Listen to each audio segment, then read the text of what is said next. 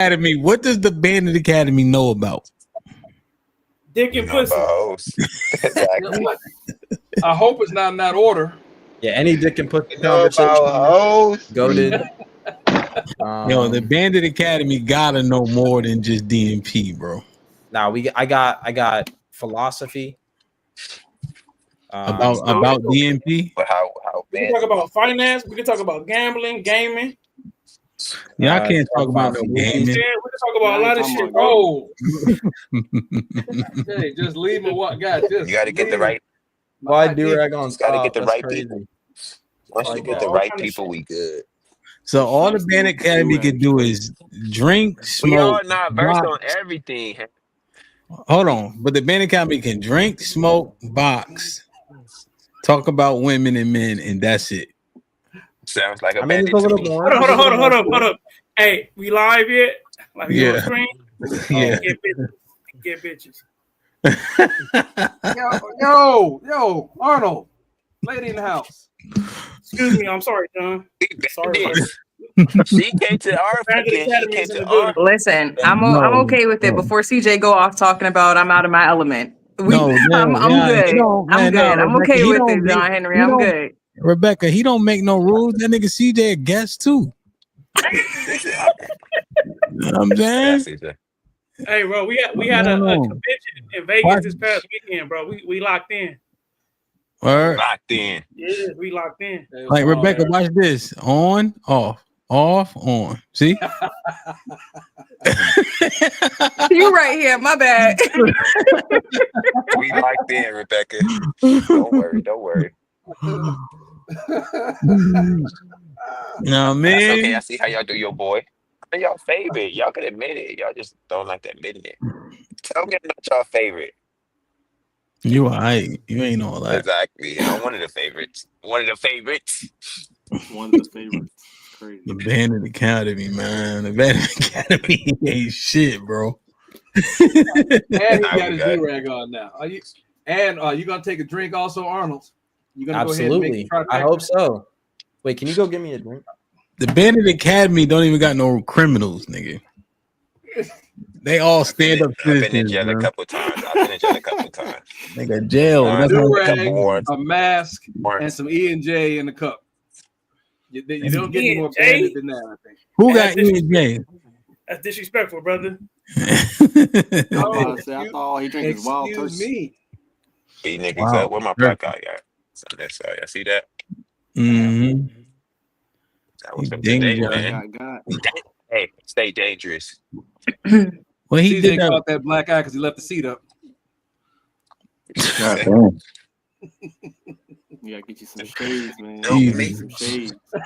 So what happened when you part of Bandit Academy? We do bandit type shit. Feel me? Bro, they trying to break us apart, saying who should be and who shouldn't be in the Bandit Academy. Bandit Academy is for everybody who trying to build. If you got something that you're trying to improve on, the Bandit Academy is for you. I'm not letting no bitch ass niggas tell me who can and who can't be in the Bandit Academy. Is this the everybody welcome? If you trying to build, time out, get a hand now, trying to kneel it down. Look at his face. I'm a fierce competitor. He choked. I didn't. Gabe, where'd you come up with that? Yo, why he look just like Arnold? That's Arnold. That is official. Crazy. That's Arnold, Jonathan. Hey, that's crazy. Was that Steve Dean? Yeah, that's him. His name was Coach Ass Kicking back in the day. He used to play Madden. Bum pickup artist.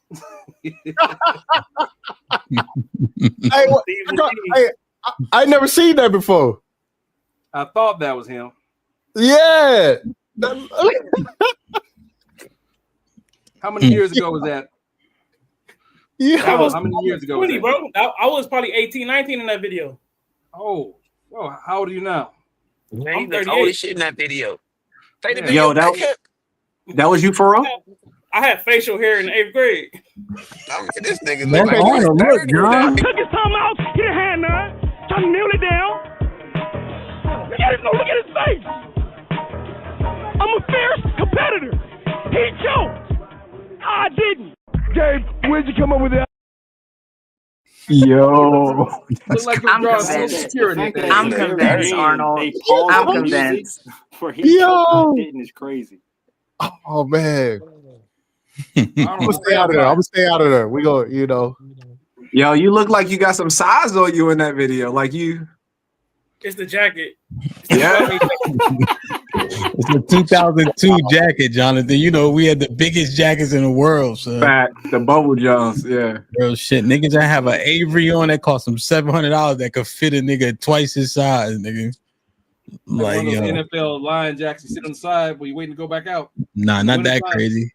But niggas that buy Averex for like $300, $400, $500, and that shit don't even fit a nigga going over his hands and all that. You know what I'm saying? Just to have one though. Let's get it, man. It's a stampede!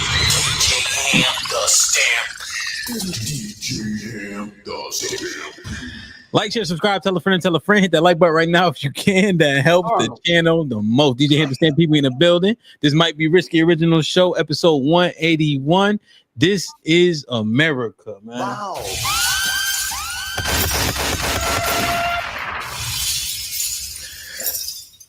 Salute to everybody who blessed me by being here today. CJ Bazemore in the building. What's popping? What up? What's goody? How's everything? Man, I'm living the American dream, whatever the fuck that is. Yeah, what is it? Does it still have you got a white picket fence? No, I got a fence. It ain't white. I don't know. You got a dog? I do now. Yeah.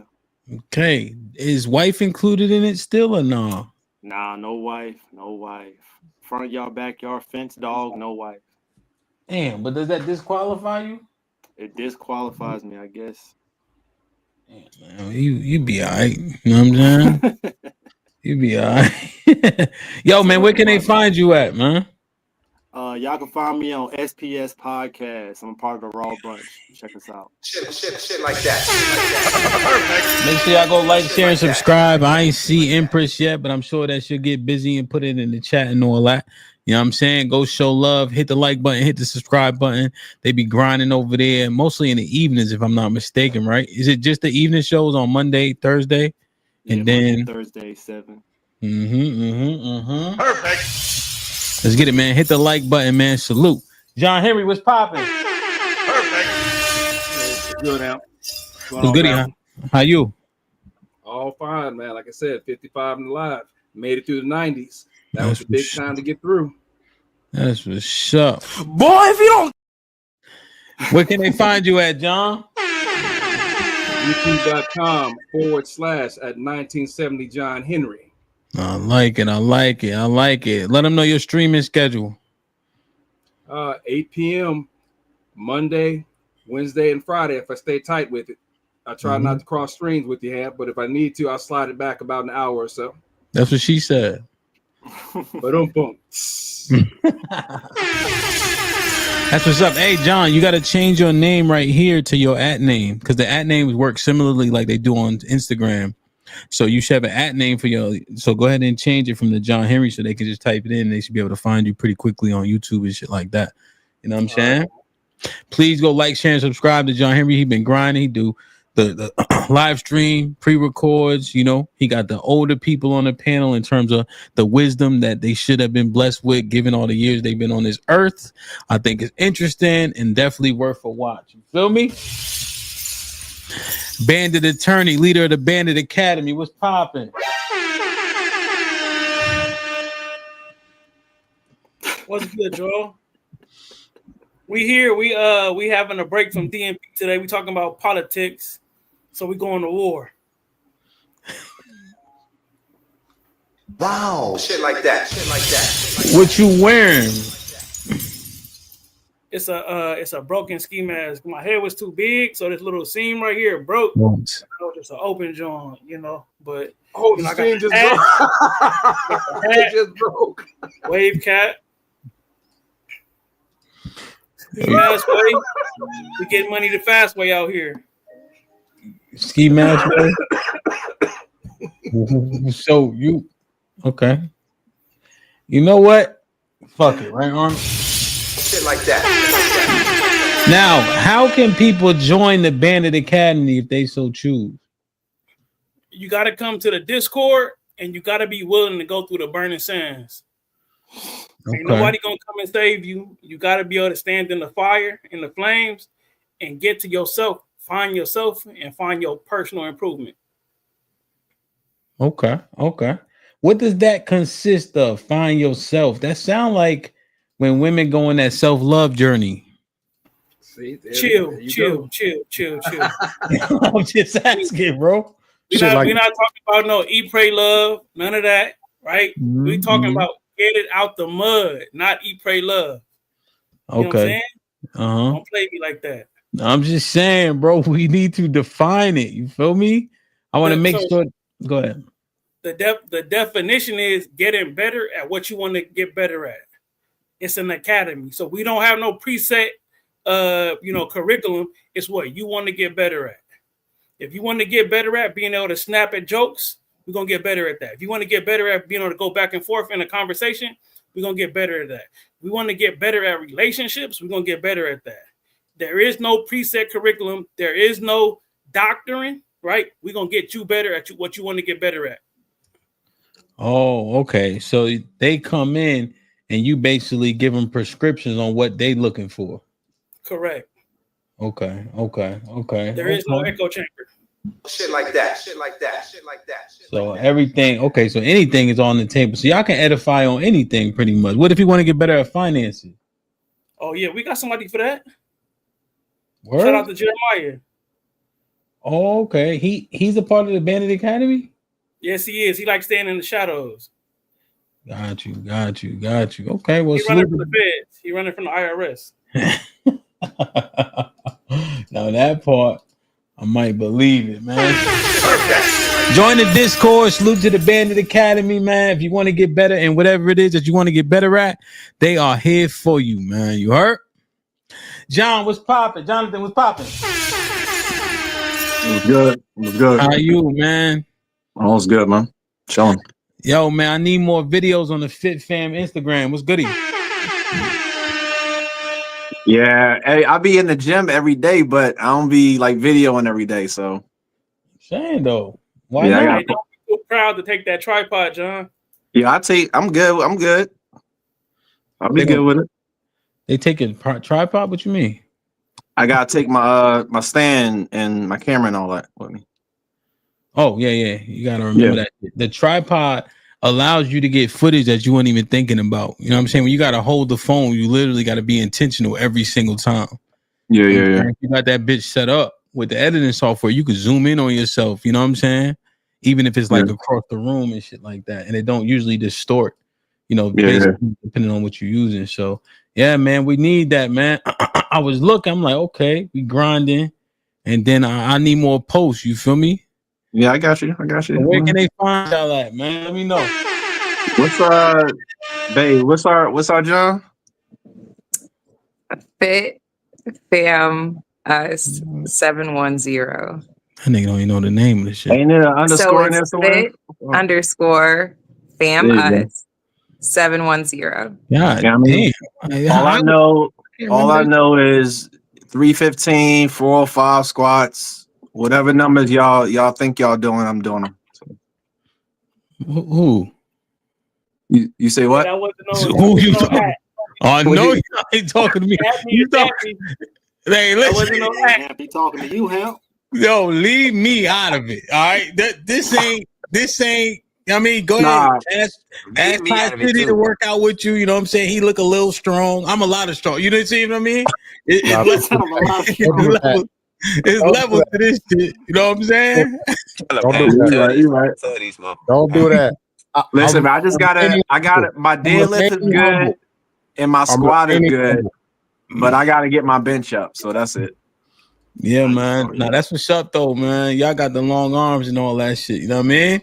Yeah. Y'all short people, it's real easy to, you know what I mean? Yeah. No. You know what you mean. 400 pounds is 400 pounds. Ain't no way you could be like, oh, you got short. Nah, nigga. This shit generate.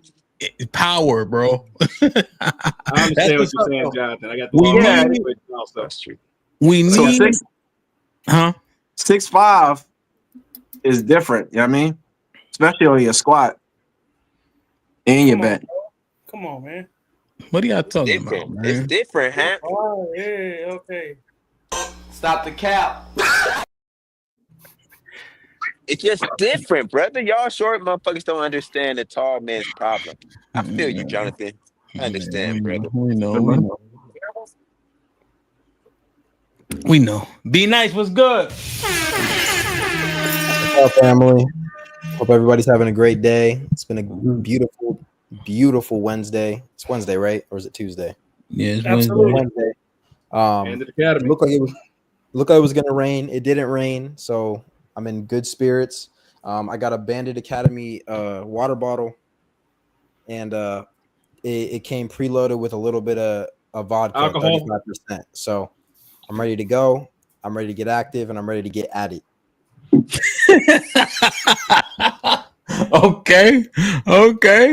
Hey, don't laugh at my boy fucking intro. No, I wasn't laughing like that. Okay. I mean, I just like the intro, you know what I'm saying? Hey, the sound effects after there you go. Put him in the fucking bedroom. Get him out of here. Come on. I need to make my own sound effects, man. That's what's up, man. I like it, man. Ty City in the building. Perfect. What's goody, my boy? What up? What's good, man? Ty, where can they find you, man? They probably know the schedule, but just in case, you feel me? YouTube. The tag right there, Uncut Underground. That's on YouTube. That's what's up.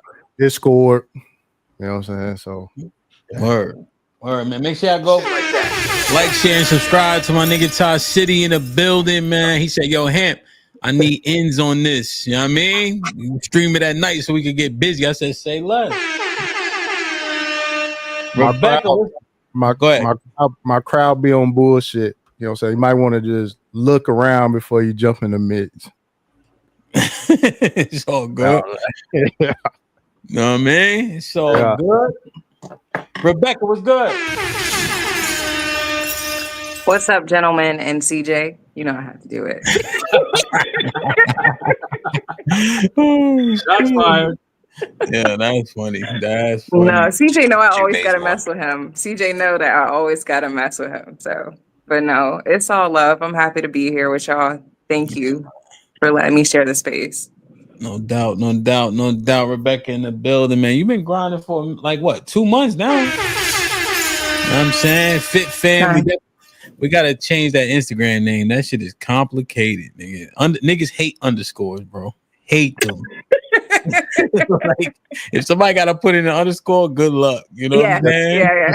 No, we got you, Ham. We got you. All right, I'm gonna stay on it, man. I need that inspiration. You know what I'm saying? Aaron, what's good? Yo, what up, Don? What's good? How you? Burning the fuck up in this weather, man. Why it's crazy hot up there right now? Man, I'm trying not to be homicidal, man. This is crazy. I don't like it. Ew. What's the weather up there right now? Do the right thing, hot. Like 100 and everything. Word? Yeah, word. Damn. This shit is dumb. Yo, the dash right now says 84 degrees. I'm under a tree at nighttime and it's, you know what I mean? But like this, it was like 107 yesterday or some dumb shit like that. The humidity is like, I'm swimming. This is crazy. Yo, that shit is, I guess I'm so used to it now. Cause it'd be like 80 down here at what, 10 o'clock a.m. Man, it's almost like being back in the Rocky Desert. I get seasonal affective disorder in the summer. Everybody get that shit in the winter, not me. I hibernate in the summer, man. Catch me under a rock. I hear you, man. God damn, what a war report in the building. Every Monday to HQ, Big Aaron on deck, bro. CJ, what's popping? What's the deal, man? It's your boy CJ Lee, Bandit and Bandit Academy. Feel me? I specialize in women What else I specialize in? I specialize in beating niggas up. I got my young boys. If they need some help, hop on your. I got y'all. I'm gonna lead the way for my Hey, young yo. buds. Feel me? And what else, man? My boy Arnold is the principal of Bandit Academy. Shout out to Arnold for starting it up. What else I was gonna say on my intro? I got date night tonight with my girl, man. So I'm sorry I'm on the move. I'm sorry I had to be ducking and dodging. Feel me? But I got date night tonight. So I'm gonna try to get in where I fit in and have a good show with y'all. You simping or what? Nah, she paying for the date tonight. Okay. Shit like that. Okay. Shout out to the Bandit Academy. So, are you the assistant principal of the Bandit Academy? See, I'm like the assistant principal, lead bandit, take charge when these niggas feel me, and fulfilling they necessary obligations. I help them get through, help them make a way, find a way. Okay. There for me. That's what's up, man. Okay. I fuck with the Bandit Academy, man. You know what I'm saying? That's what's up. Let's get it, man. Like, share, subscribe, tell a friend and tell a friend. Hit that like button right now if you can. That helps the channel the most. So, I just saw this. Hopefully, everybody saw it as well. But they have indicted Carmelo Anthony on first-degree murder charges. His lawyer, and Tiff gave me this information and I just made sure I just verify, mentions the video that will be revealing a whole lot, right? But if he saw the video, that means the prosecution saw the video and chose to charge him with first-degree murder. Which means what exactly? Premeditated, cold-blooded, says the statute in Texas specifically. So hot-blooded murder would be like, we start fighting, right? It escalates. I pull out a gun or knife or just beat you to death, right? But I'm in the moment, right? For second degree would say I knew I was going to kill you while it was happening, right? But it wasn't premeditated. But in the moment, I made that decision. Hot-blooded, though. Cold-blooded is, this is my plan.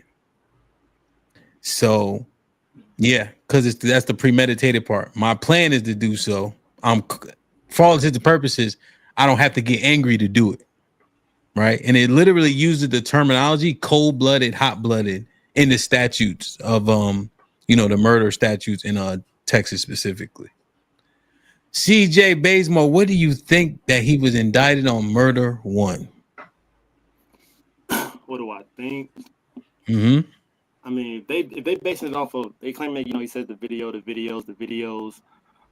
If odds are something happened in those videos where the other side was like, yeah, no, he did that. Because otherwise they wouldn't, I don't think they would have pushed forward for those charges if they felt like they had no chance. So I feel like whatever happened in those videos that they claiming, something happened in there where they like, oh yeah, we got a chance to win in this case. What do you think about when people say he should have kept his hands to himself, the white boy? I agree, but at the end of the day, he didn't. I feel like he definitely should have kept his hands to himself. They could have had an adult. I mean, at the end of the day, they're all kids. They still in school, so they could have definitely got an adult to handle it. But they obviously took matters into their own hands and shit went left. They definitely should have got an adult to handle it. Okay, John Henry, do you think that murder one charge is deserving based on what you know about the case? I remember when you initially broke this out to everybody, and correct me if I'm wrong, we were talking about how, the situation that even the news presented it, all Carmelo was trying to do was get out of the rain. For exactly, he was under somebody else's tent. And then that's when it started, because the fact he had gotten under that tent just to get out of the rain. So I'm trying to think, where do you get murder one out of this when it all started just by happenstance, by chance? He was just trying to get out of the rain and the confrontation began there. I don't see how it got to be murder one at that point, unless there's an issue of color that's being added to this, or there's something that we have not seen. Those are the only two elements that I would think. Okay. Okay. Jonathan, do you think that once you put your hands on somebody, you don't get to determine your repercussions or the effects of it or how they respond? Personally, I think it doesn't matter. You do what you handle it, how you gonna handle it. But the reality is we live in a world where under certain laws and different things like that. And regardless of how you feel, it's always going to be present. So how you respond, you better, yeah, some people go black and they just go left and then they think that just because whatever, but the reality is, you're going to have to deal with those consequences. So regardless if somebody touch you, you got to think about everything in that moment. So, but he's in Texas where they do have stand your ground. So does that mean that what does that mean exactly when you know that exists here in Texas? But even still, I don't think it's about race. Knowing that, and I think you covered it before, it was like, he was like, touch me again, see what I'll do. You know? So regardless, you can stand your ground, but you already thinking and making a plan up on how you're going to handle it when it happens. So it's clear cut for me. It's just an unfortunate, situation. Okay. So Arnold, he said, touch me again, see what happens. Then he says, push me or punch me again. I forget the exact word. Push me again and see what happens. Right. So he gives 2 warning shots. Do you think that qualifies him for premeditation, or do you think he was giving warning shots out of fear? So depending on when he put the knife in his hand, all of that matters in this situation. So as far as, okay, he get the knife, nobody else knows he has the knife except him, and he trying to provoke the man. And the man provokes him, and okay, now I got the green light. If all of that's on video where he goes away from the scene, comes back, and then stabs him, that's why it's murder 1. Because he know what he was setting up. Damn. John, you snarled up your face a little bit. John Henry, what you think about what Arnold said? No, as far as when he's talking about when he pulled the knife or so, if the escalation point that we're talking about right now. Now, if there was a point to where it's escalation, do it again, I snarled up because I'm still not looking at it as being premeditated. It was in the moment, whereas we know when we say, hey, try me again, come on, bring it. In that particular moment, right then and there, that to me still does not mean murder 1 because they were in the moment right then where he's telling them, go ahead, put your hands on me again. Yeah, okay. but you can't claim murder 1. I mean, so you can't claim self-defense if you had a chance to leave, had a chance to come back, had a chance to say, do it again. All of those were saying, it's not happening right now. I had a chance to leave. I came back. They weren't doing it. And I said, do it again. That's the issue as far as why they're comfortable charging him with murder 1. No, if he left, so that's a different thing. If he left and then came back. But I was looking at just at the moment right then and there initially. Like I said, he just showed up. He's like, hey, get out from under the tent. They start pushing it, do it again.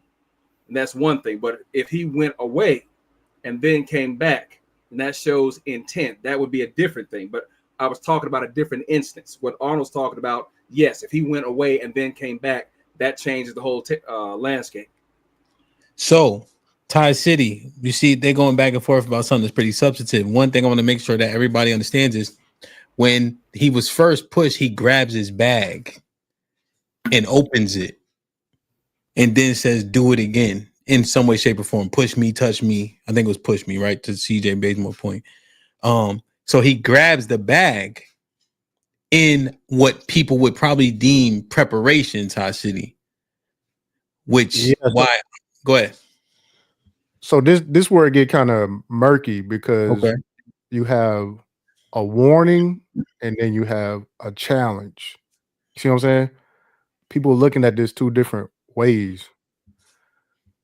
So like Arnold said, determining like the timing when he actually, I would say, armed himself with the knife, like all this stuff comes into account. I don't think it's enough information out for me to just say, like, you know, have like a real opinion yet. You know what I'm saying? I Okay. definitely wasn't running with police reports from the beginning. You don't trust the police reports? Hell no. Which parts, if you can remember? I don't trust no police report, bro. Go ahead, Jonathan. You gave it up. Bro. Who else was there? I don't fuck with police at all, bro. I'm just saying. Okay, so there are a few witnesses that are in those police reports, and they're quoted in the police reports. Okay. You know, so I don't think they can skew what they quoted from them, and then there is paraphrasing in there as well. Yeah. Damn. I ain't go. Police can say you say whatever. I ain't going off police reports. Not me, bro. Now, I mean, go ahead, Jonathan. No, but regardless of the police reports, cool. You always going to have people who don't like the cops or the white man, and that's always going to be in the conversation. But the reality, like, we all been to school, we all play ball, we all play sports. We just know the how things happen and how they escalate, especially between men, boys. You start busting on each other, y'all talking trash. We know what it is.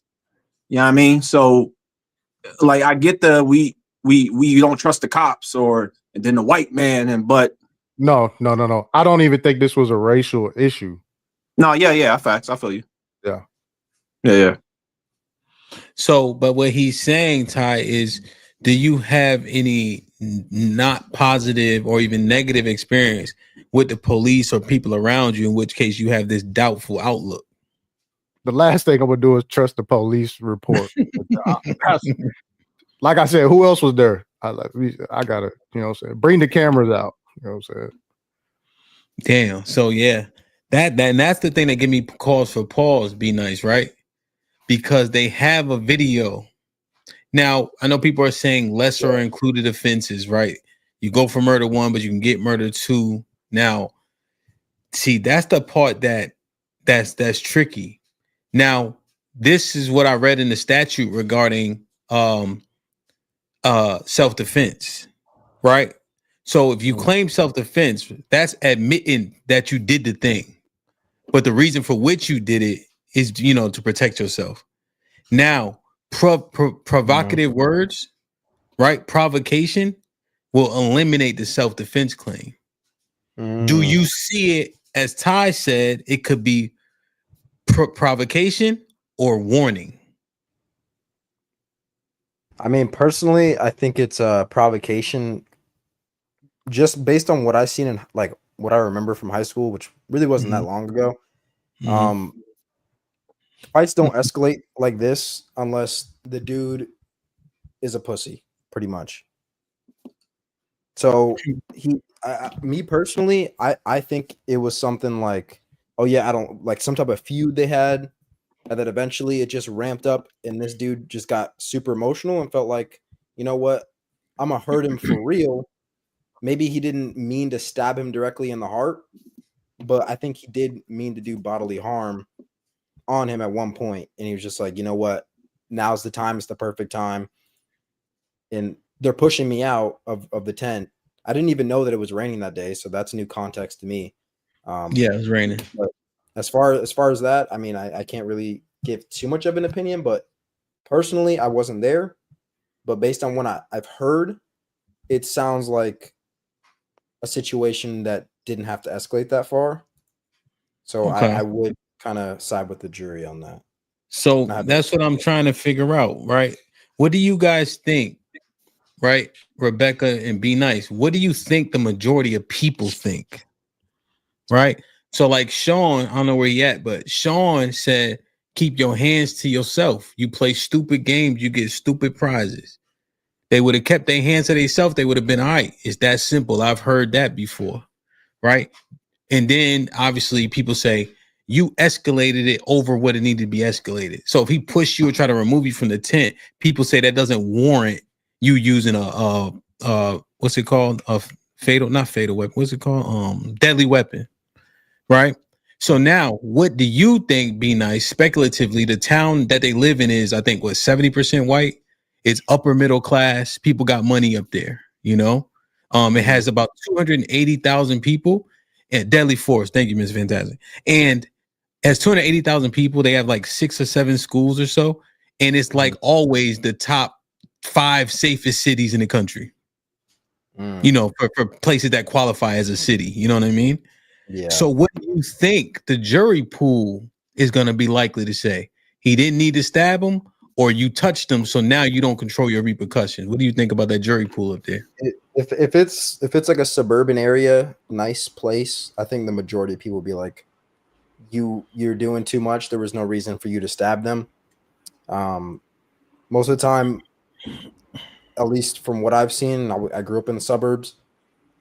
Fights don't last long, and they're just fist fights. Like there was no real reason for people to escalate it super far because they had other things that they were worried about as well, like their future. So yeah, people want to lose their future. So go ahead, Jonathan. No. I was just saw the back chat. Okay. So Rebecca, now Be Nice is saying in those particular areas with that demographic of people, generally weapons ain't coming out. Like I think the most violent crime they had was like car break-ins, if that even qualifies, which I think those are under like violent crime, but they generally don't have a lot of that where he's from. So people were saying you carrying it for protection and etc. But the demographics and the statistics of the town don't say that, right? Just because they don't have a lot of crime overall. Now, there's one factor. His brother was there. So Austin himself is 6'1", 6'2", 230 pounds. His brother said Austin a little bit bigger than him and a little bit stronger than him. He said that, but they both play football. Austin played middle linebacker. The brother who's still living play outside linebacker, right? So you got these 2 boys, twin boys, so you know that's his brother, right? Do you think that plays into Carmelo's potential mindset about what were the possibilities?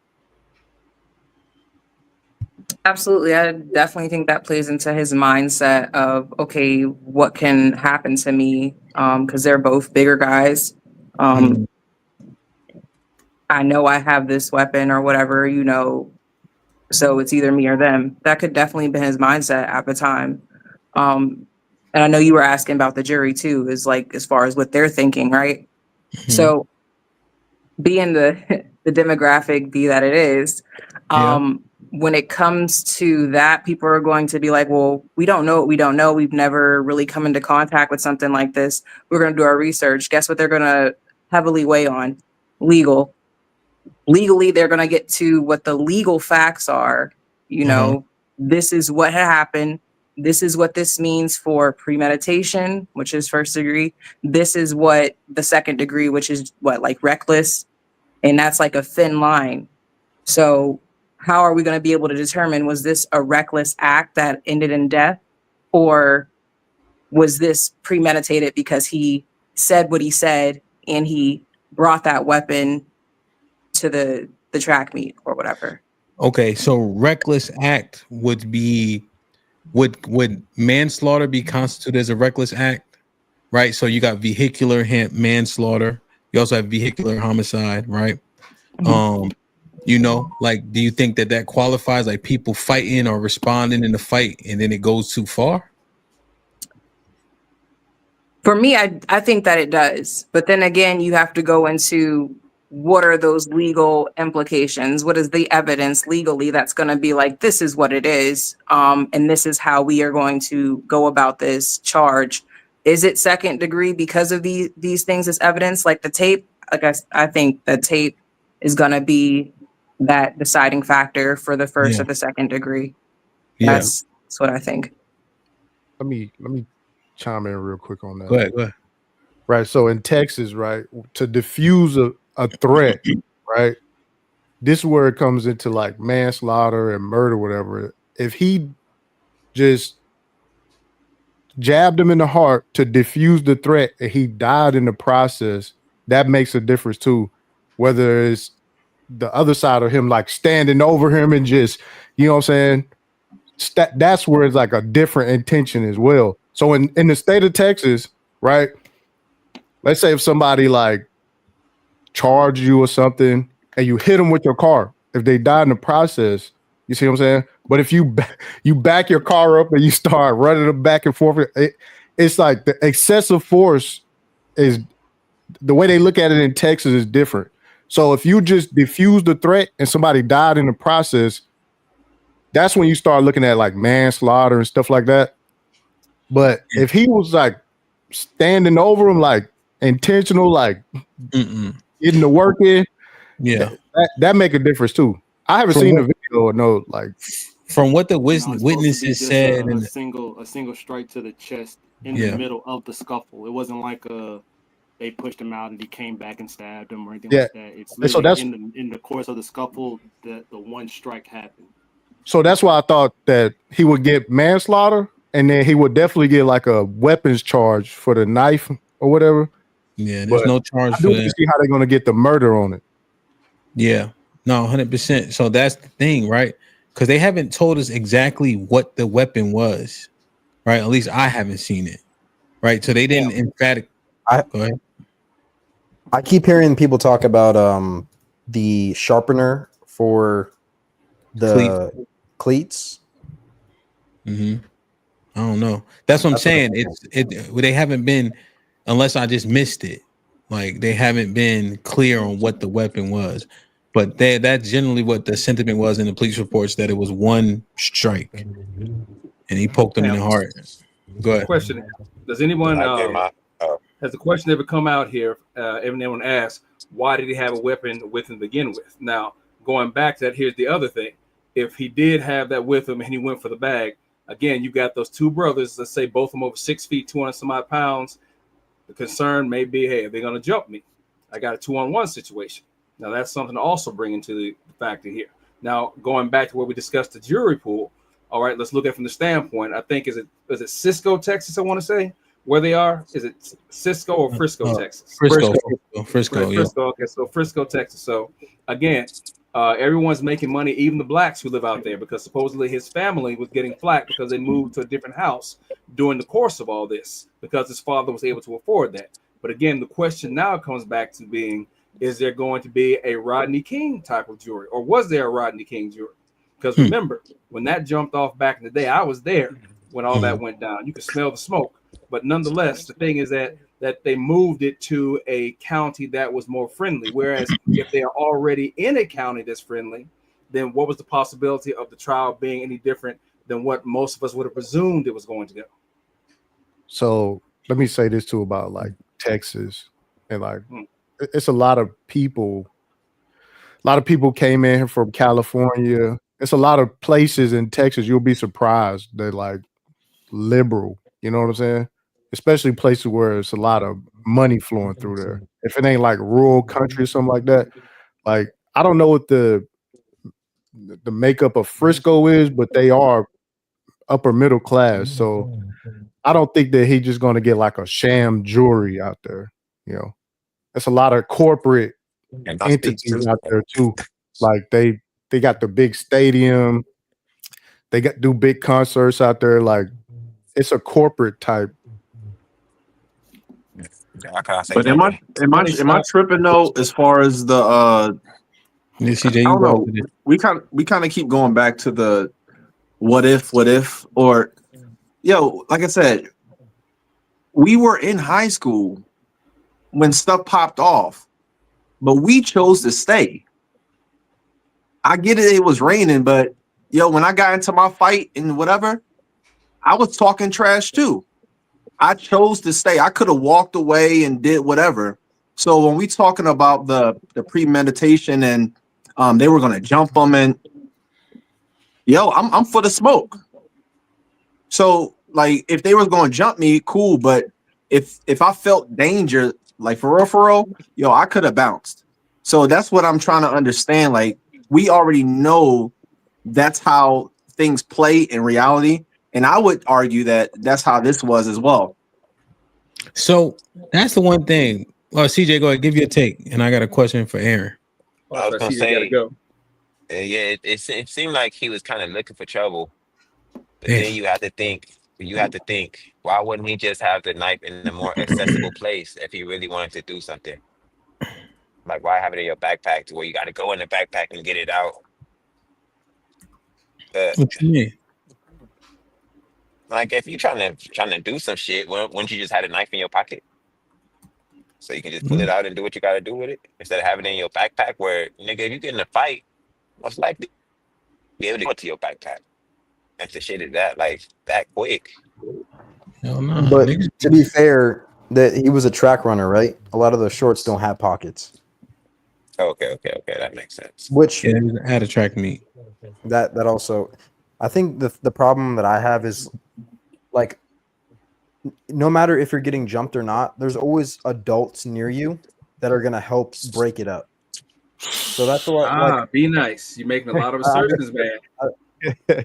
I can't imagine everyone just gonna like all look around and just watch it get super bad. Like, I just don't think that. That's because of the environment where you come from. This is a different age, man. Most of those parents.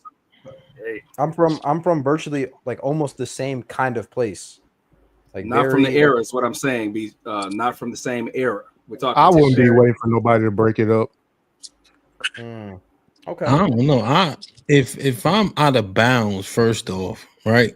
So if I was in somebody else's neighborhood or something, it would probably be something that probably be on me. You know what I'm saying?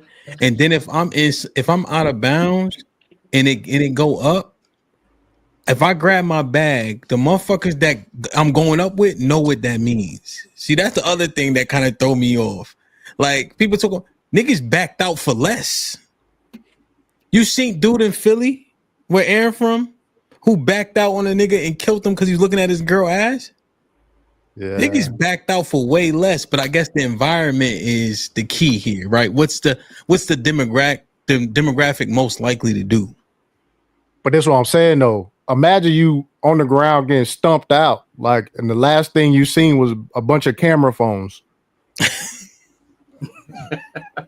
what I'm saying? Waiting for help, waiting for somebody to break it up. I don't think that's it, my G. Like, yeah, back in the 80s, we all got in. If one of them went down, we all swinging. That's what the group did. Oh yeah, that's a fact. I don't know. I just like, what do? Do you wait to get beat up? Like, I'm just trying to understand. Like, what's the run? Or yo, run? You walk away. You walk away. John, you would have walked away? No, I wouldn't have. But hold. Listen. John ain't gonna say you should walk away. The thing about walking and running away. The thing about walking and running away is you got to go back to school tomorrow. Fact. No. I'm not. Wait a minute. I'm not talking about the optics. From that situation. People ain't gonna be making fun of you at school the next day because you broke away from a situation you wasn't supposed to be in anyway. You went to somebody else's fucking tent. They say, "Hey, what the fuck you doing here, bro? Get out of here!" And you leave. They gonna make fun of you the next day. That makes zero sense. This is a perfect example of generational divide right here. This is John. He acting like he never been 17 before. So somebody invites you under that tent. These two white boys walk up on you, or what we say, run up or run down on you, however you seeing it at that point in time.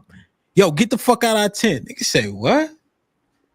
Instantly, CJ act like he would have, okay, guys. Like, oh, come on, man. Wait. He was invited to the tent? Yeah, I thought he wasn't invited to the tent. Yeah, he knew one person in the tent. So he was sitting with that person.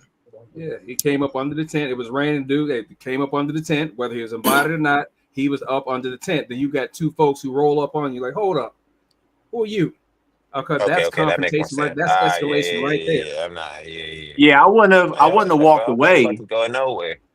Yeah, I wouldn't have walked away. But all I'm saying is, in the back of my mind, I know what I'm doing. Oh, like I know what it is.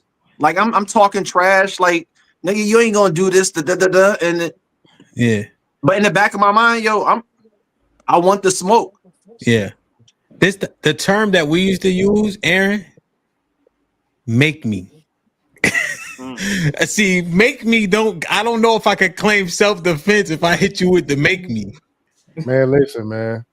Hold on, Ty. Yeah, Ty, your name Aaron too? Yeah, I mean, Yo, it is. yeah. Oh shit! Oh, my bad. So big Aaron, my bad. Oh shit! Go ahead, Aaron. Big Aaron. Yeah, and he got a Philadelphia hat on. You from Philly? This is crazy. Oh no, that's a whole nother thing. Don't even. Got you. Yeah, but yeah, no, you would definitely be guilty of some inflammatory speech. So you'd be instigating and talking about make me. I mean, yeah, that's not. That's going on the offensive. That's almost in the heat of the moment. It's almost as bad as SMD. Oh, don't forget, do it. Go ahead, do it. I dare you. I dare you. Yeah, I double dog dare you. So wait, if I'm sitting somewhere, somebody say, "Hey, get up," I say, "Make me," and they punch me, I can't claim self-defense no more. No, nigga. You wait, if he punched me, that's assault. So if he Provocation. Provocation is key. That's the word. Yeah. Oh, you said no? Yeah, if I say Arnold, you say, yo, get up, nigga. I say, make me, nigga. And you slap the shit out of me, that's a fight. Oh, yeah. Wait, I can't claim self-defense. But hold on, bro. We talking about 1776, United States of America. That's the American dream. Man, What? we used to push people into each other to get the fight going, dog. Go ahead. What, Arnold? What's the American dream, nigga? American dream is a nigga give you a reason to run a fade where you in the clear when the police come. Right? Yo. The American dream is that you catch a nigga coming in your house, he open the door and don't realize you got the pistol. Pop, pop. That's the American dream. What kind of gun you got that go pop, pop? What you got, a doo-doo? A 22. You know what I'm saying? Come on. What you Jazzy's, expect? You 45. expecting them? What you doing standing there?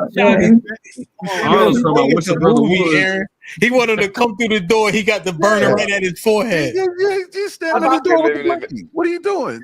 He wanna pull a Clint Eastwood. You wanna ask him, do he feel lucky? But I'm saying, hold on, but that's the American dream.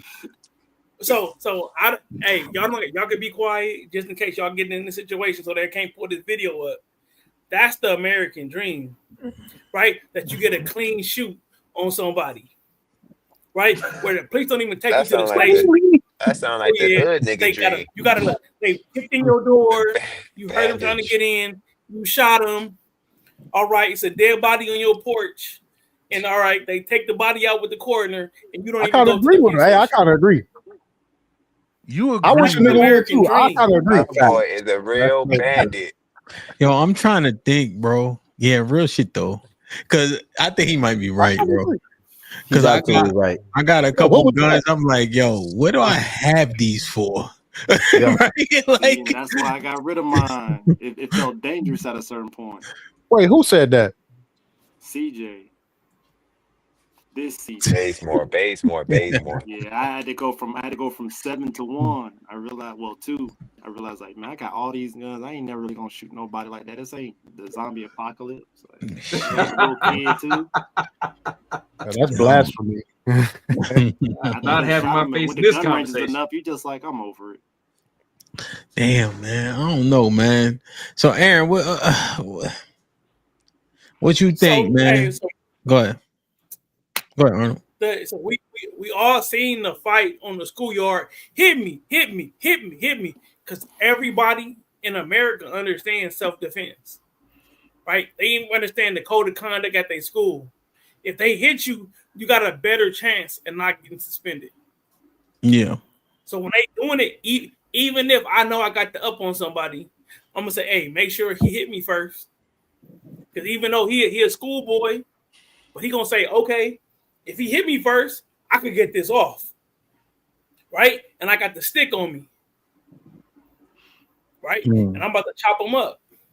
Just or make sure he's the last person got caught throwing the blow. Remember that, Arnold? Yeah, make sure whoever gets caught, that's the person they go after. But so potentially in California, I remember California specifically, Florida, Texas, I think New Orleans, but I know for a fact California, Florida, Texas, where you don't have a duty to retreat to claim self-defense. So I understand that.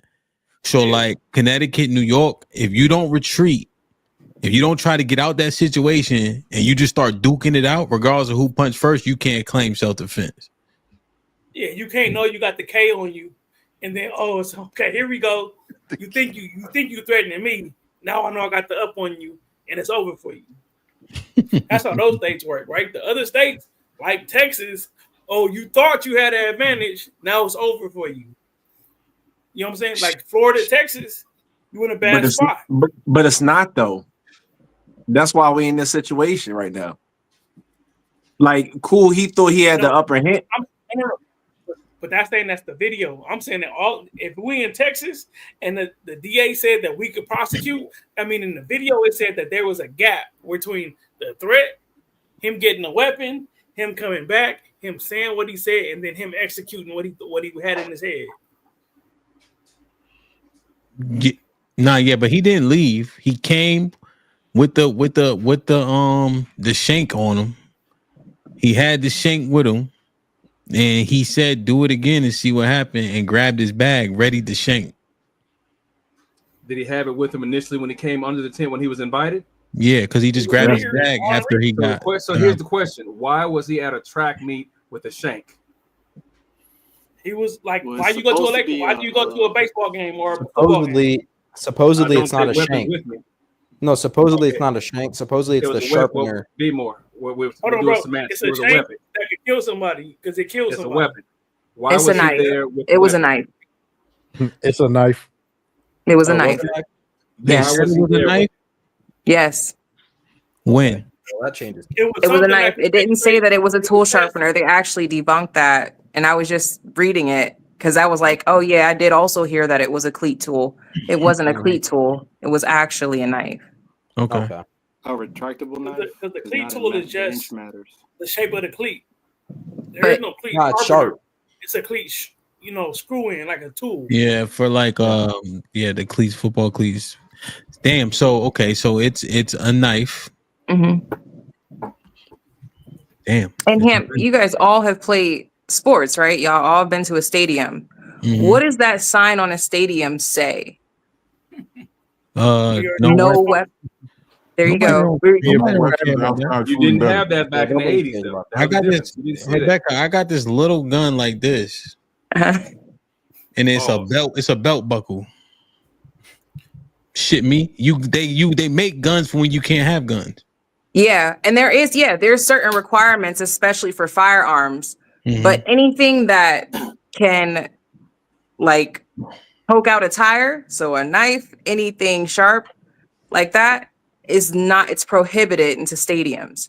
So that's another thing that they're going to look at legally to be like, he shouldn't have even had that there. So premeditation. So, but the knife not even in question. So what are we talking about? No, there was misconception about it. Whether they didn't charge. We're gonna just gloss over that HAMP robbed Jack Sparrow. What you mean? Get the fuck out. Listen, man, I'm just saying, bro, it's Texas. But I think the knife, though, right?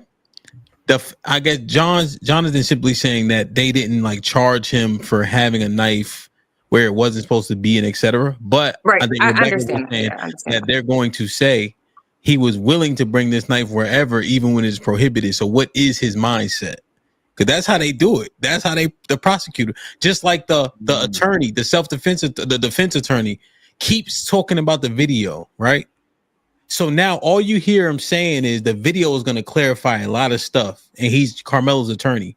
So people listening to that, so you get picked the jury, you're going to look at the video like, oh, this is going to help Carmelo, because the defense attorney keeps saying it over and over and over. He trying to, you know what I mean? Because everybody watching the TV in Frisco could potentially be on the jury tomorrow. It's all tactics, you know what I'm saying, in my opinion. You know? So that shit is, I don't know, man. CJ Bazemore, you want him to get off or what? Pause. Oh, I ain't gonna lie to you, man. He might have to. I don't think he should get the exact charge, maybe a lesser one, but yeah, he gonna have to do something. He got to sit down for a little bit. No, I say you want him to get off. No, you want him to go down? Yeah. Okay, okay. John Henry, what say you? If he came there with a knife, but still he didn't have an intent to use it, I think it should be a lesser charge. But he probably won't be able to get off. But it should be a lesser charge, if anything, because there's no way this kid came there to kill him. If it was no jury, it was a bench trial. You got all the info. What would you prefer if you could do what you wanted to do? I would make it a lesser charge. What you would give him? Probably murder 2 was in the heat of the moment. Okay, but he intended to kill him though. In the heat of the moment. Yeah. Yeah, in the heat of the moment because, well, no, in the heat of the moment. We'll leave it right there. In the heat of the moment, yes. Okay. So okay, y'all niggas putting them in there under the jail. Okay, bandit the turn now. The bandits, I know the. Look at his face. Look at his face. What you want? So the issue is all gonna come down to the video. If he had a time to have clarity, stop, get something, get a weapon, and then make sure that he was provoked, even if he gets provoked after the fact, he knows what he was doing. He wanted to stick him. That's what he wanted to do. Damn. That's under the jail. Yeah, because even in that video, everything looked different. Because when you could talk about it, it's theoretical. Oh, he did this on a piece of paper, but when you see a video about something, it's totally different. Yeah. So what you think? You want him to beat it? I want him to beat it. You know what I'm saying? I want the Rodney King. I want the OJ. I want the Puff. I want him to beat the case. But yeah, if the laws apply correctly and the video say what they said, it says he's not gonna beat it. Damn. Jonathan, what you think? Shit like that. You gotta do that time. Damn. Real talk. You would sit him down if you was the judge? Yep. Damn. Simple as that. Damn. So what you would tell him? You know, the judge be explaining why they about to get the sentence they get him. What you gonna say to him? Yo, you got overly emotional, bro. Yo, it's crazy. Go ahead. you got overly emotional. Your actions. Mm-hmm. You didn't think about, your future. Mm-hmm. And fights happen. You should have took that ass whooping. Jesus Christ. Be nice. What say you, bro? Wow. As the judge, I would definitely lessen his charge. Because I do know people in real life that just carry knives on them because they've had prior experiences, either getting jumped or robbed and whatever. So I'll definitely bump it down to maybe like murder 2, and then probably give him like maybe 3 or 4 years in jail, maybe another 10 years in probation because they're just so reckless.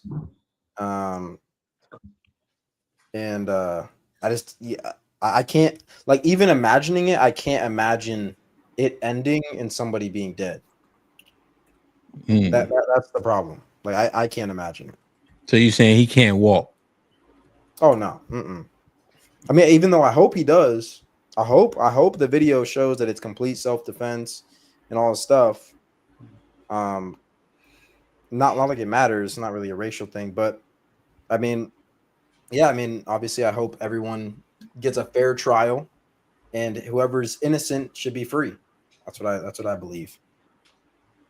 Whoever gets exonerated should be free, right? If they don't meet the burden of proof. Yeah, exactly. Yeah. If you can't prove that he meant to kill them, then obviously he should be let off. And why you keep saying them? Are you like a they them nigga or what? No, I'm thinking like the jury as like a group of people, so I'm using the them.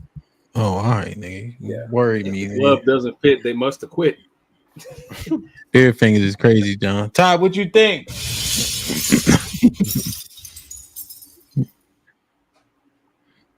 What I think. Can I flip the table over? Go ahead. Is your final thought on this little piece right here? I'm gonna give him the same grace as another young man that had a weapon that he wasn't supposed to have and went somewhere he didn't have no fucking business, and he killed some people and he got off. Who that? Rittenhouse. All right, now you know that's Mr. Fantastic Man. Now. I didn't hear. Was he supposed to have? He was underage. He wasn't supposed to have the gun. He was somewhere he had no fucking business. You know, I mean, but for Kyrie, man, he gonna have to do something. You know what I'm saying? But I'm shooting him some grace. It ain't like if this would never happen, he would have been some nigga robbing and being a menace to society or some shit. You see what I'm saying? Like I don't think he was just some fucking YN acting stupid. You know, I don't think he 3.9 GPA. Yeah, that's what I'm saying. I don't think he was a bad kid. I'm not gonna be like, yeah, throw him under the jail. Blah, blah. Nah, fuck all that shit, man. Okay, now see, Ty, you be versed in stuff. So now here's what they introduced regarding Rittenhouse, right? Because now I'm interested to hear Rittenhouse was underage. He was not supposed to have a gun. He took it across state lines as a minor. You can't do that. But I thought that he was able to have a long gun. No, absolutely not. That's not true.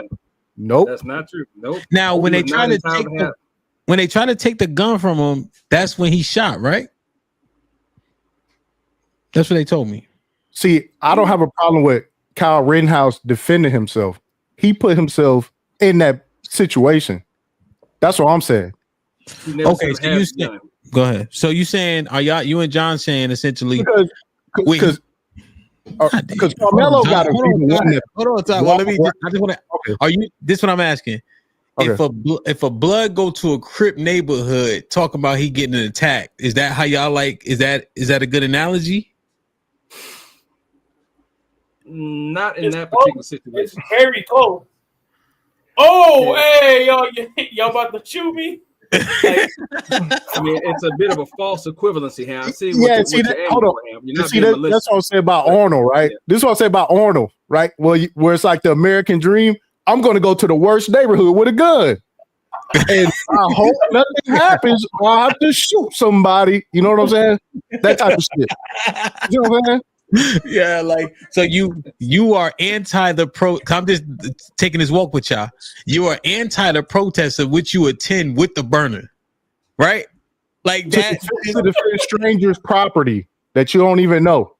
Damn, that's like being at a track meet you ain't supposed to be at or some shit.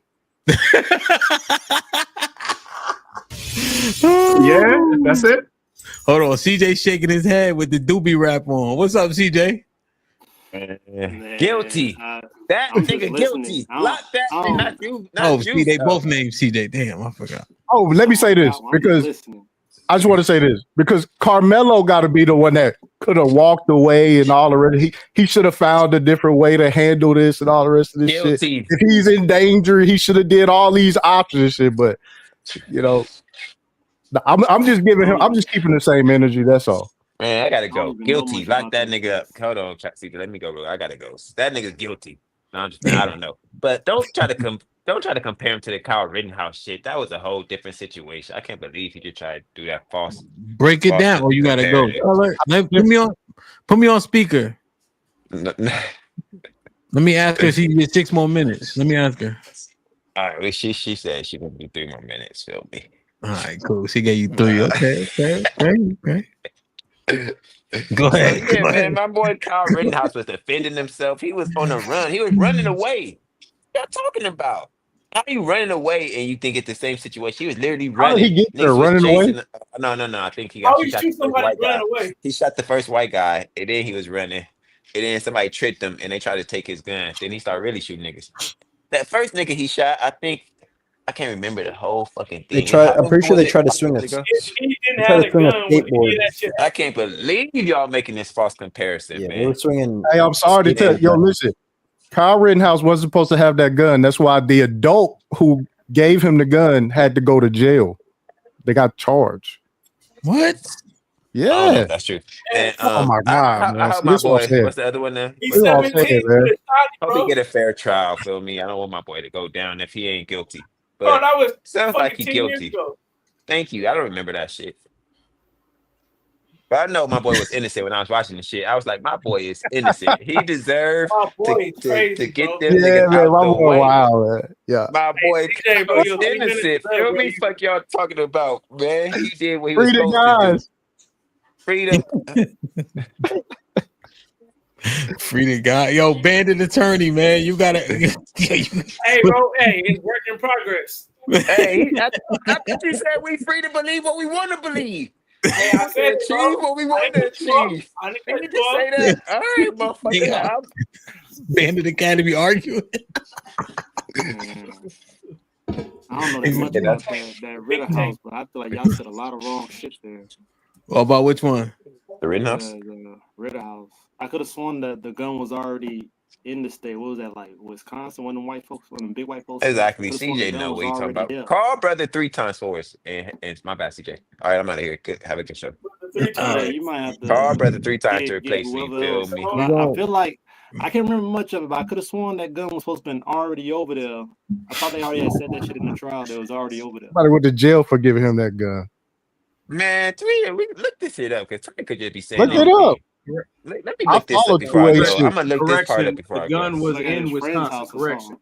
Kyle was the one who went over there. Was first was not supposed to be there, but he was still there anyway. And then the Who gun gave was him the already gun? for him. Who gave him the gun? It was an adult that had They got charged. purchased the gun. So the gun was already there. The The gun was gun was supposed to already be in already there. Wisconsin. See what I'm talking about? We I'm getting pretty false sure the gun was supposed to be information. already there. They Don't got look up charged. the real information, man. They 'cause my got boy Ty didn't charged. say anything. I'm All sorry right. to tell y'all they got charged.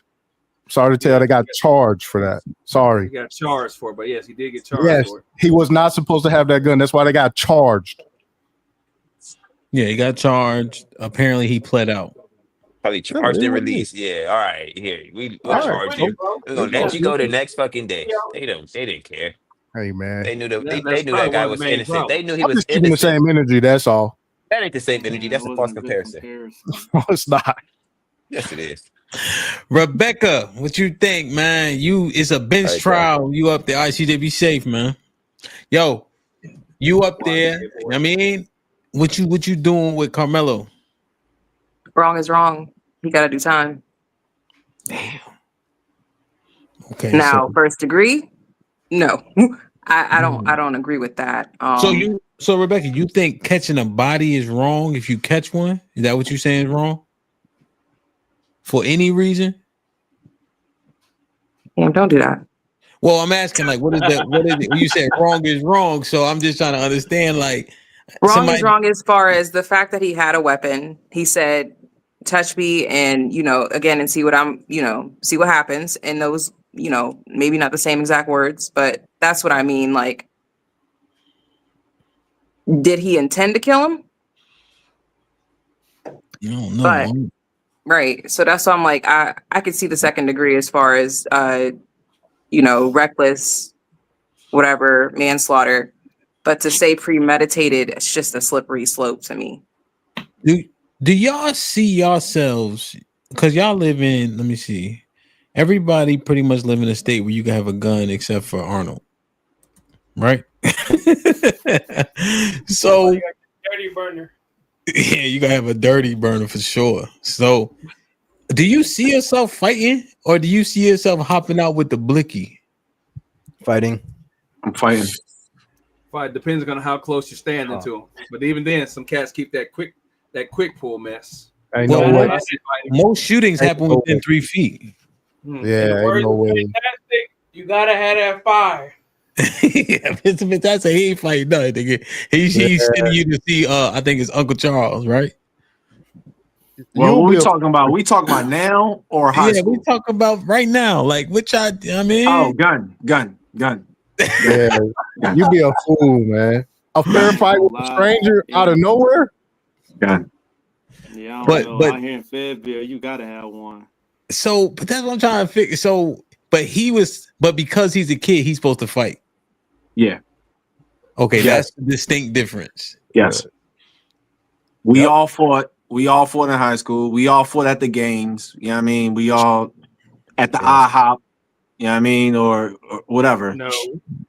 Respectfully, respectfully, you could go viral, get your ass beat. It's a lot of it's different now, bro. Well, no. I'm saying now I feel you, but I'm talking about back high school days. Yeah. High school days. 230. I ain't scared. 18. Yeah. It's a lot of pride, man. You much more ill than you were at 18. You just don't got the training at 18. Yo, we had a sporting event. We had a basketball game, a track field. Like, what are we talking about? So now that's what we supposed to do now? Right, but this is what could happen at a sporting event. It's girls around. This is the ceiling. This Some is the pussy? ceiling today. So we about to catch a body for some. See, we never been young before. We never been young before, so I don't know. But think about it's the principle. We never been young before. If the white boys is talking about their territory, saying that he can't be here, what are they willing to do to make sure that he can't come in that tent? Push him. Right? They was willing to put hands on him to get him up out that tent. Now, I'll give you that. I'll give you that one. I'll give you that one. This is the level of escalation that they're dealing with. Yo, So, hey, he didn't have a gun, but the knife is all it took to take the other dude out. He could have threw down on the dude. If he would have threw down on him, your dad, he would have got a gun charge. You bring your dad to school the next day to talk to the counselor about your bully? Hell no. We get to it, nigga. You don't want to be in that front office, everybody walking past you, you know what I'm saying? Niggas don't want to be in the jail cell either. Hey, I hope nobody here. I'm sorry. I hope nobody here had to go to school with white people, but y'all seen the movies. Y'all seen, how Buff was and Back to the Future, how that shit go. If that's what he expecting, I'm about to go over there with them. That's what he thinking about. He know what they gonna do when they gotta see him. Yo, so are we talking about high school now? Is this the prescription how we should be moving? Fuck. Yo, I don't think high school changed that much. When we talk high school, what era are we where talking? you're at. No, I'm talking about now. Like today, 2025. 2025. Should we be moving as far as not fighting or walking away or carrying something on us? I think It's the first thing is de-escalation. Bro, hey, it's civil rights era. Like the white folks is saying that this is what they do. This is their land, right? And they putting their flag in the ground. You know what? They want to this. make sure you know. But look, Arnold, this is what I'm saying. Even the kid, his dad came out and said to other white people, don't make this racial. Like, this ain't a racial issue. Right. His own dad came out. Right. We can say that, but don't make the election racial. Right. Don't make the politics racial. It's racial. Right. So the stuff that's been going on since before Biden and Trump last election, it's racial. I don't know. Not in this. Like, I know we all want it to be because of our biases, but the reality is, if we actually look at it, yo, it's not. Hey, if you think the white people in America that voted for Trump is kumbaya in the last 8 years, you sadly mistaken. I don't think that was part of the conversation, Arnold. This was just aggression. No. It's not a part of the conversation. I just introduced it. Right, and it's still not a part of the conversation. Introduction, but wipe it away.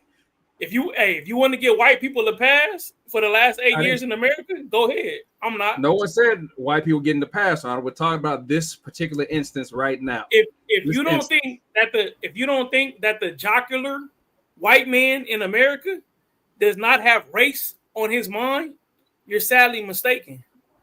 Again, I'm not going to argue that with you because this is not that type of situation. Yes, we know that, but in this particular situation, even the son of the father who had his son murdered said it was not racial. That's what Jonathan is saying. He's speaking for a dead man. But his dad, he's speaking what he knows. What are you saying that the man who was in the situation that got killed was saying? You don't know what's going through his mind. What I'm saying is what I see in outside. The people that's on the right wing, right, are worried about taking their country back from people who look like Carmelo Anthony.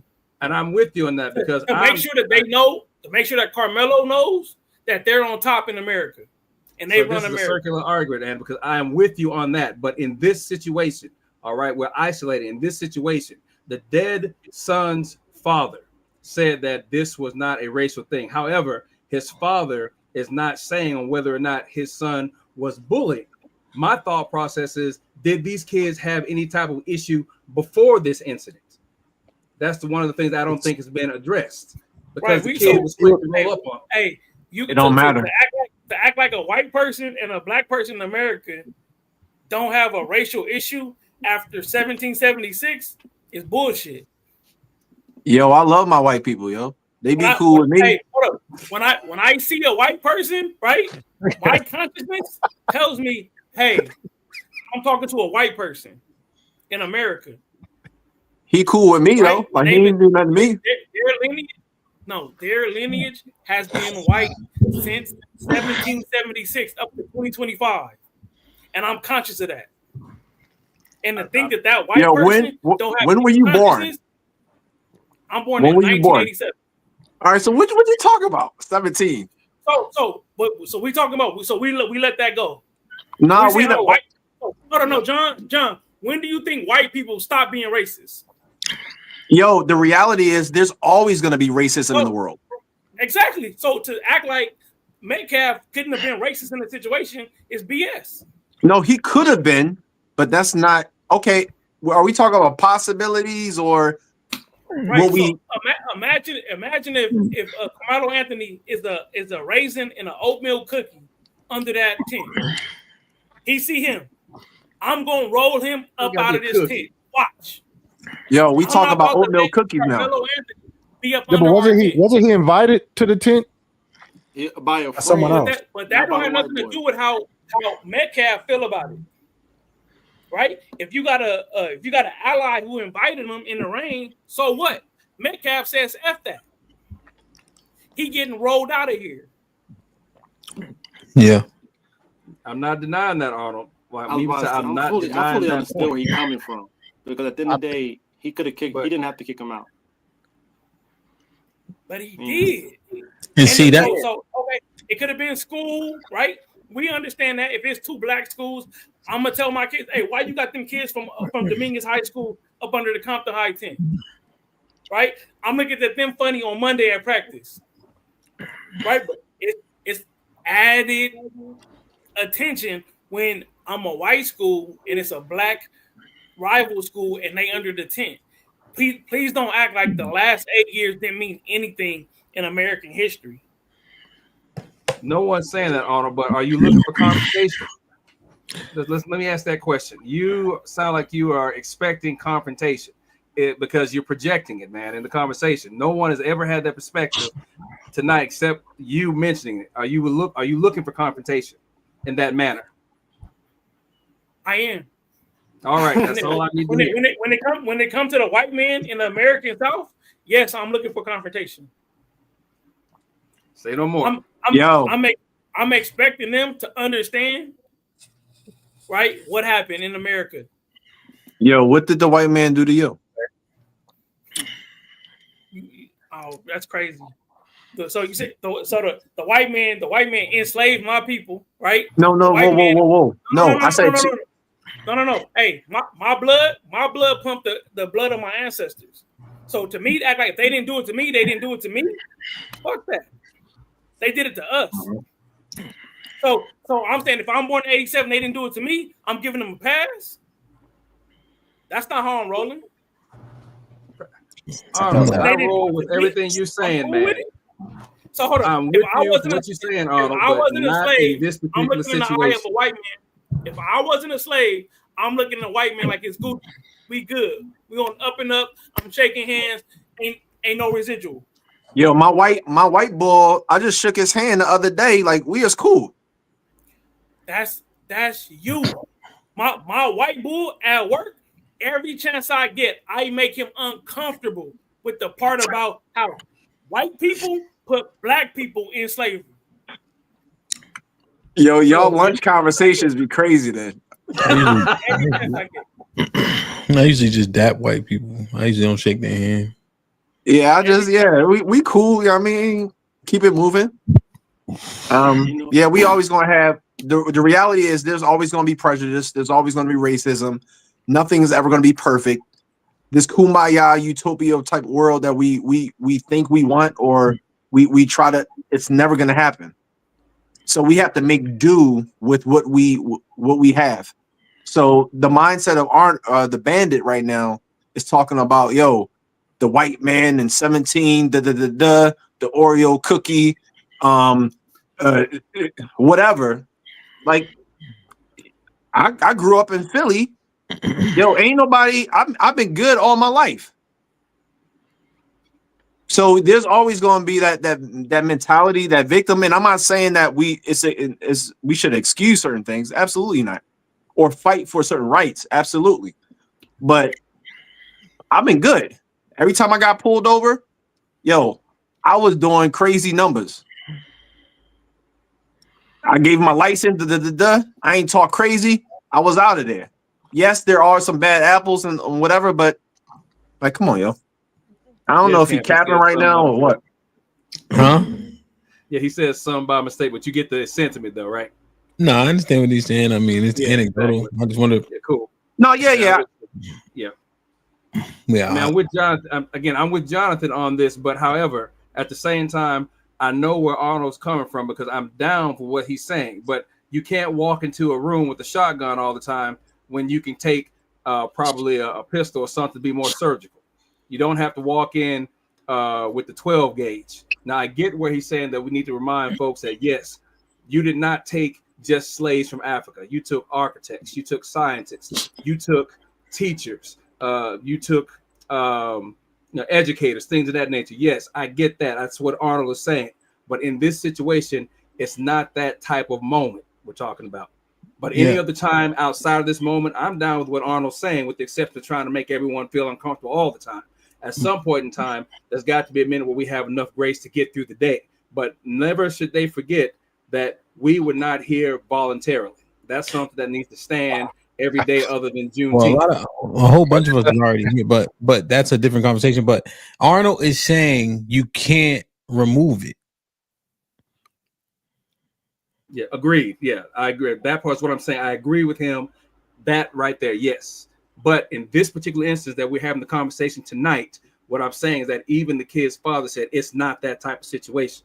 That's all I'm addressing. But any other time, yes, I'm down with what Arnold is saying. It cannot be removed. But why is his father the authority on what type of situation it was? I guess. Yeah, that's the part that's because he's the one who suffered the greatest loss at this point in time.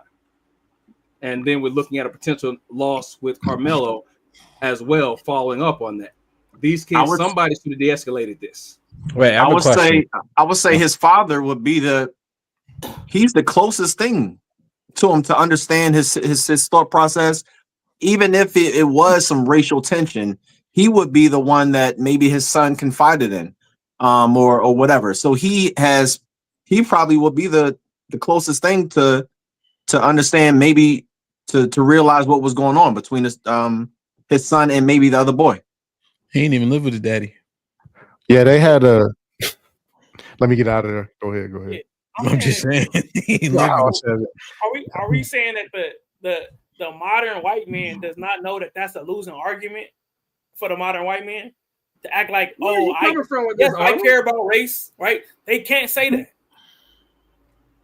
They can't say that anymore. Because once they say that, okay, you're a bad person. They know better. They tried to have a whole rally right there in Frisco, and they failed because nobody showed up to defend white or whatever they called it. Race. Yeah, They didn't get no traction trying to make it racial.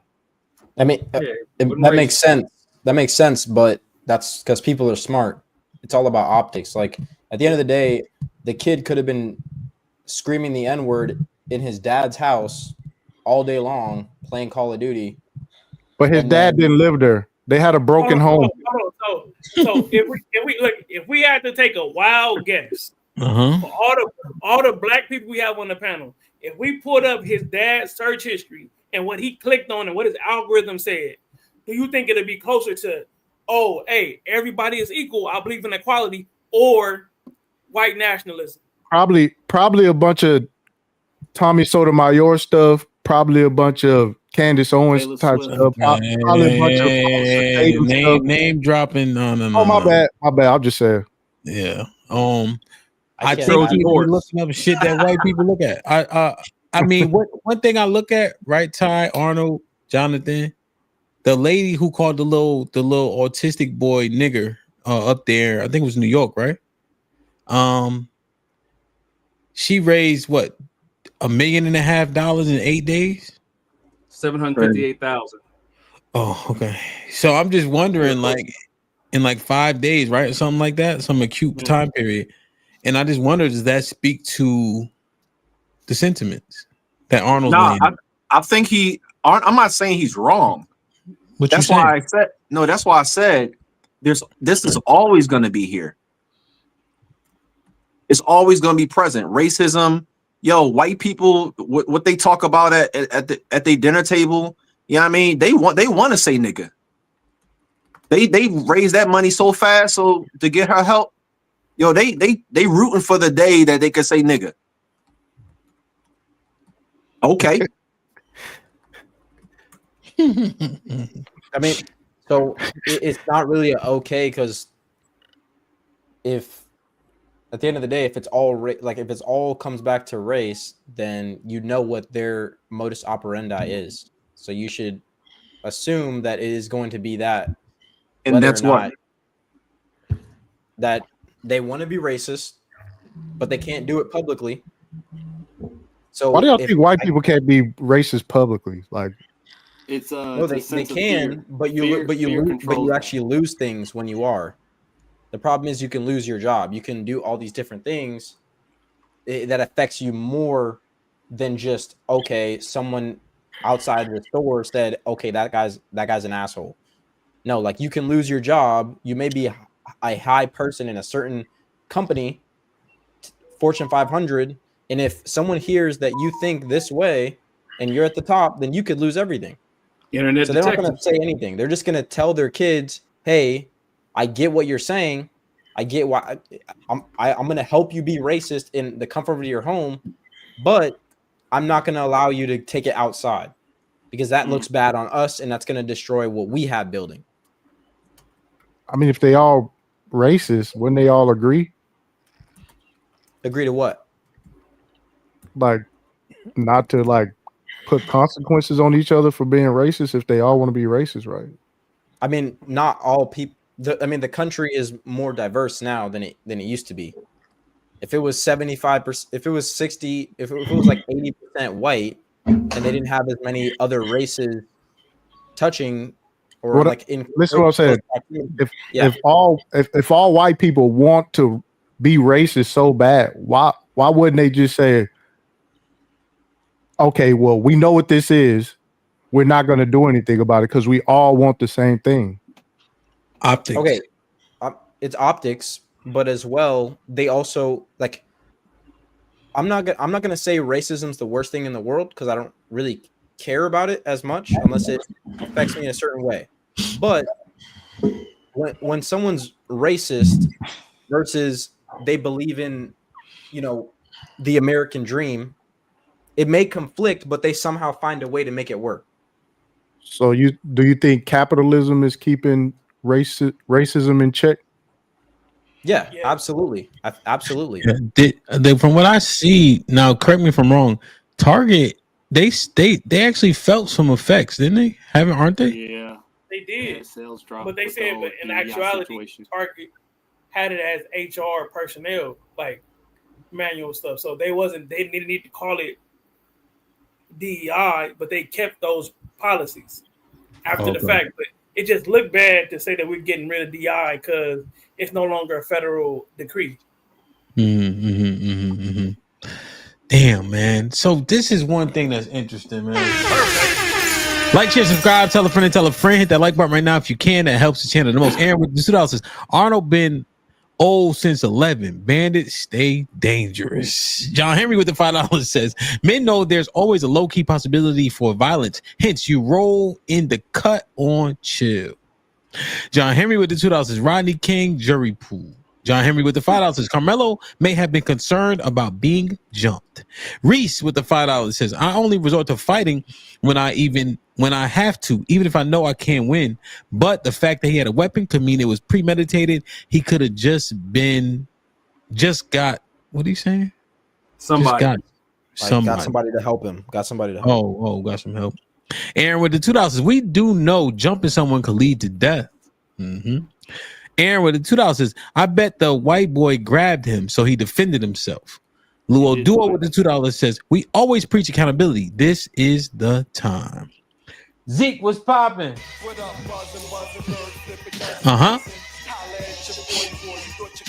So the Zeke Ben Israel who gifted 5. This might be risky memberships, man. Whoever got blessed with one, please maintain it.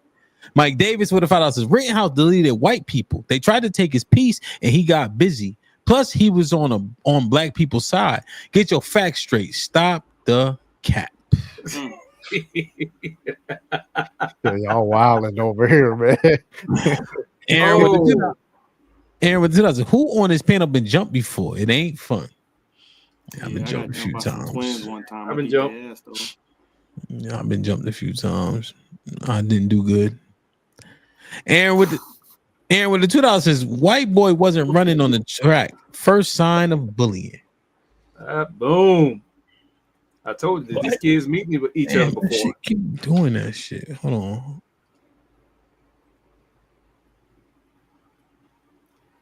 That Metcalf kid sounded like a bully. Yo, that's a wild freeze frame. Look at you. Yo. Look up, Hamp. Say cheese. Oh, shit.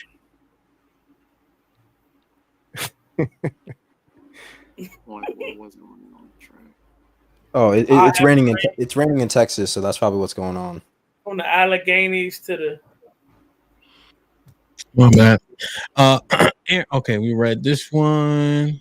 Your twin's still there, Hamp. Is it too Hamp? Yep. Am I tripping? Oh, okay. Wow. And with the $2 says, why we trying to figure out what did they do to Granny 3 times? Who? And with the $2 says, white boy wasn't. I don't know what he's talking about. Like, share, subscribe, tell a friend, hit that like button right now if you can. That helps the channel the most. So this one thing that I was looking at, just because it's right in the vein, as we transition to President Donald Trump. One thing that was alleged by people was white people, especially in his first term, were feeling empowered, were feeling emboldened because of how he kind of comports himself or operates. The white people, the lowly whites, the trailer park whites, right? They identify with Trump, and now they got a different modus operandi. Do y'all think that that's true? Yes. What you mean, like they got a battery in their back type? Yeah, essentially. Yes. Yeah, they got that. You start seeing that more in the countryside of North Carolina for sure. Damn. For sure. Oh, wait a minute. I noticed that at work. Most I'm in a pretty big position at work. So at this point, it's all white people that's lined up with me. It used to be a black dude, but he retired now. So when Trump got in office, boy, I don't know what it is. They started smelling the head and shoulders lately. I don't know what's going on. It's mainly because of the fact that for sure. Oh, my bad. Go ahead, CJ. No, you good. What I was so it seems that what you've seen now is that you got this like you're saying here, empowerment for the most part. You're seeing a level of empowerment coming, like, oh yeah, we've got someone who is saying the things that we can't say because maybe no one looks at us a particular way. Now think about it. We all know when we see blacks from projects, right? But have you ever been someplace in public where whites see one of theirs, where they talk about they call them poor white trash? I believe that's what they say when they see one of theirs, the level of embarrassment they have when they talk about black folks in the ghettos. But if you see one of theirs pull up, it's a different thing. But remember what I think it was LBJ said, that hell, have the average white man thinking that he's better than the black man, you can pick his pocket forever, or something along those lines. I'm paraphrasing, but everyone recalls that statement, right? No matter how low a white person may be to other white people, as long as I'm white, I'm still better than the highest black man. So that is something that you will see, if that makes sense what I'm saying now. I'm seeing more and more of that. Okay. What y'all think? You agree, Be Nice? Yeah, I mean, personally, I mean, the way that Trump acts, he doesn't bring anything racial into his campaign. So personally, I wouldn't think it's gonna embolden their like racial side. I think it's just the fact that they get to be heard in terms of policy, or the way that, obviously big government, they're very against big government. So I think that is more to do with it. And I don't think Trump in particular emboldened anything racial. It may have emboldened them around money. And if black people are in their way, then obviously they're going to act the way that they are. They're going to act racist. Can I ask Be Nice something real quick? Go ahead. Yeah, well, you beat me to it, Ty. Go ahead. Do you think Trump's treatment of South Africans was racial? How did he? Oh, with the farmers? You're talking about the farmers? Yeah.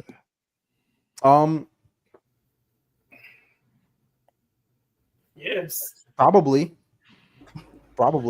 Yes. I wouldn't say that was something he ran on, but his actions, yeah, maybe. But I don't think trailer park trash white people are looking at the news and saying, "Oh, South Africa." I don't think they're looking at those headlines because it doesn't affect them directly. Okay, I get what you're saying. Right, but we saying that we know he didn't pick the Ivory Coast or Nigeria. Okay. He picked South Africa because we know that's where the white Africans are. That's where Elon Musk is from. So we know Peter Thiel. We talk about apartheid. They went through the same thing we went through during the civil rights era in South Africa, right? Where the white man was trying to put the dark-skinned African down, just like the white man was trying to put the dark-skinned American down during the civil rights era. So to say, oh, we're going to allow, South Africans to come, we know that that's probably going to be the white ones. Yeah. Okay. Specifically. And what you're not realizing, Be Nice. Again, it's where I said before, where you are probably born in what, 95, 96? Oh, no, I'm way younger. I'm 2003. Oh, shit. Okay, so it's not even having a conversation with you, man. So you are too far removed from a lot of the incidents that any of us born. Like, I was born in 1970. I was born 5 years after Jim Crow. So I know, and I still remember what top shelf racism looks like, where I know people who had family members lynched, where you had the Ku Klux Klan burn crosses and things in people's front yards, where they can just call you Iggy just because of the fact of where they are and where they could. Some places, for example, this weekend I was home visiting my folks. I'm still actually here right now. I'm in a Waffle House. This old white guy walks past one of my two brothers and says, "Oh, hey, look, it's the Black Panther." Old white guy, had to be at least 75 years old. Didn't think anything of it. Then my oldest brother, who was wearing a shirt that had a Superman emblem on it, he said, "Hey, you know that you're here at the Black Panther, right?" And then before I said something, my older brother said, "Let it go, John, let it go."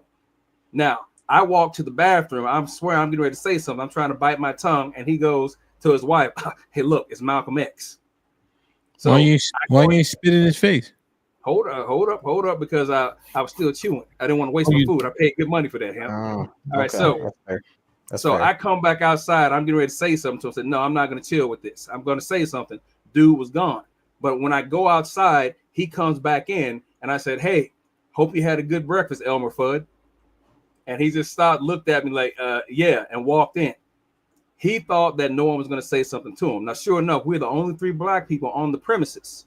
But again, what we're trying to say here, Be Nice, is that you're so far removed from certain actions, you may think, well, it's no big deal, or no, maybe it wasn't intended to be like that. If you've seen racism, you know what it's like. Trump brought them over here in front of people who have been on the waiting list for almost 5 to 7 years.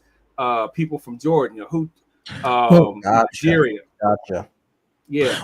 Well, that was nothing but racist. But there's more tangible things that Be Nice can speak to, right? Because what he's experienced is that, I mean, that's what it's going to have to be. I mean, well, a lot of things that we read up on, i.e., like when Arnold mentioned slavery, right? So Be Nice can do a lot of the same reading. You know, I guess what I look at when I'm asking this to Be Nice is just like the things that people may have took offense to. You know, the Mexican stuff, let's say. Shithole countries, right, etc. You were around for that. Yeah, I was. Do you think that emboldened people, right? Because maybe they think that shit about Haiti. Shit, maybe we think that shit about Haiti. I don't know. I think me personally, obviously I know that it's America, so it's a racial thing, but I don't see a problem with like being a nationalist, like loving your country. I think that everyone should do that for their country. But obviously we're America, so we have a lot more privilege because we can kind of just move things around the way we want to. But obviously if I was from a different country, then I wouldn't really have a problem with other countries or like my president saying bad things about America. I wouldn't have problems with that either. Okay, so you don't care about that shit. You sound like someone born after 2000. Hold on, John, because I think we have a little bit of a thing that we do. We erase people's experience and opinion because of age. Oh no, I'm not erasing it. I'm just saying this is an example. Or what do you think? Dismissing it a little bit, right? So when you open up the statement, nigga, I got draws older than you. That mean we don't give a fuck what he talking about. Oh no, not at all, Hamp. That would be the person who thinks like that. That is their mentality. That's not what I'm projecting. I'm simply stating a fact. There is almost 30 years difference between he and I. So whereas I've seen a level of history that he may read about, but he may not share the same sense. I know, but that's what I'm, so what he's saying is this though. He's from the United States. He don't give a shit if it's a black country or not, because he is a United States citizen. So just because it's a predominantly black country, don't mean he gonna take it any type of way. If it's a shithole, it's a shithole. Right. If it were a shithole, but it's not a shithole. But I get what you're saying, Ham. I'm not dismissing what he's saying. Oh, you talking about Haiti? I thought we were talking about Africa. Haiti, yeah, it's got some poverty there. Haiti's got a lot of poverty. Go ahead, John. So correct me, or can somebody like edify me a little bit as far as the South Africa situation, and which y'all were talking about as far as Trump and saying that it's racism for him bringing those people over instead of others. Yes, why? Because it was done strictly because Elon Musk got in his ear and told him there was genocide going on, that there were white farmers suffering, and that there was death. The African president came there and told him none of that was happening. Even his cabinet minister said none of this was going on. It was a ploy based upon Elon knowing that if a white person were involved in suffering somewhere in the world, Trump is going to play white Jesus. Oh, we got to do something about it. So he skipped past other folks who were looking to be brought to America under I forget the word now, but if they were fleeing pretty much. And refugees. He brought them over under false pretenses. Okay, so he's people. Okay. All right, Elon Musk. He's from there. Yeah. Yes, he's from South Africa. Okay. He got his citizenship in America in 2001 or 2002. Oh yeah, they're asylum seekers, right? So let me ask Big Aaron, Rebecca, what y'all think? Do you think? Well, I want to ask y'all because the emboldened thing kind of just popped in my head. But what about the overall conduct of the president of the United States, right? So I'm just trying to understand, like, what y'all think, what y'all see. When you look at what gave me cause for pause is the fact that Iran and Israel didn't give a fuck what Trump was talking about with the ceasefire, seemingly. Do you think they see him in a particular way when things like this happen?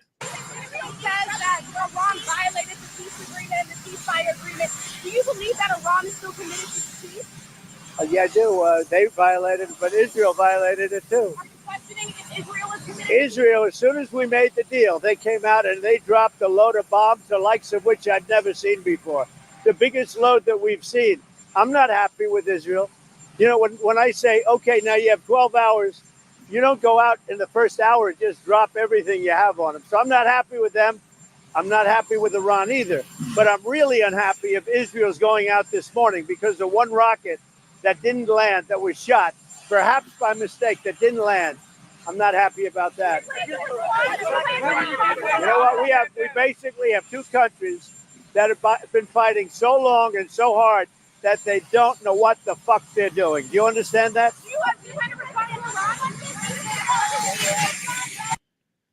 What's your read on this? Israel and Iran's view of Trump? View the lack of the ceasefire. Like we saw there was a ceasefire. 37 minutes later, they was dropping bombs. And then he said they don't know what the fuck they're doing. Does that say anything, or is it saying they've been fighting for 30 years? What's another 30 years? 30 years. This shit is biblical. Listen, what I see is a cane corso and a Presa Canario with rabies that are fighting one another, and a 4-year-old trying to get involved. They see him as a cheeseburger eating 4-year-old. They don't give a shit about it. I don't even think they see him. You know what I mean? You throw a ball at us, yeah, whatever. Those dogs are fighting. Yeah, it don't matter. Balling now. Not to mention to how. Oh, I'm sorry. Go ahead, Aaron. I want to get Rebecca next too. Yeah. Go ahead, Aaron. No, that was it on that. Yeah, Rebecca, you can. I mean, it's pretty clear to me. They don't give a shit about him. What you think? Yeah, there's a certain level of respect that it was just like, all right, words. Like, you know, when you speak into somebody and you know they don't speak the same language, and you be like, and they be like, okay, and they have no clue what you said. It was like that. Like, yeah, nigga, like say less. Yeah. That's all it was. Damn. So do you think it's a lack of respect, or they don't care because this shit been going on since 49? Both. It's a mixture of both. Oh, go ahead. Go ahead. No, go ahead. Ladies first. I think it's a mixture of both. Like, they've been doing this for years, and they're like, why is this man, decades, talking? Like, we don't care about what he has to say. Like, this is what we've been doing, and we'll figure it out when we want to. Does Obama get treated like this? That's a good question. I think Barack Obama would also be conflicted about choosing sides. Well, he put the Iran nuclear deal together. So Obama put the Iran nuclear deal together. Exactly. He had a deal in place that Trump tore up. So people are forgetting that. There was a deal put in place. Not to mention, let's keep in mind, folks, the thing that everyone is thinking about is that from what they're reporting, Trump never spoke to them about a ceasefire. That's why they have been shooting bombs, because there was never a ceasefire that they had agreed upon. Trump just said there was a ceasefire. It's one thing to say that the Christian right is ready to protect Israel at all costs. It's another thing to do it. So if he really gonna stand 10 toes and protect Israel, he on the other side of the Middle East, and he's ready for that. That's the difference. So they say that we know you conflicted. Are you really ready to go to war? You ready to say it and give lip service to we're gonna protect Israel at all costs? But let's see if you're really gonna do it. We're gonna drop the bomb and see what you're gonna do. And now he just talking to reporters. Damn. Good. So y'all did a breakdown on this, and I really think that this whole play is like a triple cross on Israel, so Trump can save face and remove himself from the situation. So, damn. While he was negotiating with Iran, Israel took it upon themselves to strike Iran while he was negotiating with them. I don't think he ever stopped negotiating with Iran, and that's why they was able to remove the uranium from these sites before they went in and did this. I'm calling it political theater because they pretty much admitted that Iran gave them heads up that they was in communications the whole time. And so I believe that now, after all this is done, they could say Iran is not capable of producing nuclear weapons. They don't have the capacity, blah, blah, just to set a record. That way, so if anybody breaks it, then they on their own. You see what I'm saying? Because I pretty much said Israel get to play the weapons of mass destruction games on their own. Israel get to go play with Iran on their own because we already set this record straight. I see. Okay. So you saying, okay, I told y'all ain't listening. You know what? It's on y'all. But I said it. Yeah, because when Israel jumped the gun and struck Iran, they asked for help the next day. Like they was just they don't have it for Iran. If it wasn't for us, Britain, like intercepting all of these missiles that was going out, like Israel was in trouble. Yeah. Okay. This fight has been going on longer than Donald Trump, and it'd be foolish, like Aaron was saying, of him to even think that he'd have any sway over this. Regardless of what you're going to say about us being America, their battle has been going on longer than our existence for the most part. But this is the same thing with Russia. That was supposed to be ended day one when he got in. You see what I'm saying? Yep, so now he say that on day one, I will end this war. Right. So he talked himself into these situations, and he's just not diplomatic. Like that's just what it is. You know what I'm saying? He don't. I wouldn't say he wasn't smart. I'm just saying like I'll say it. To be diplomatic, he don't have it.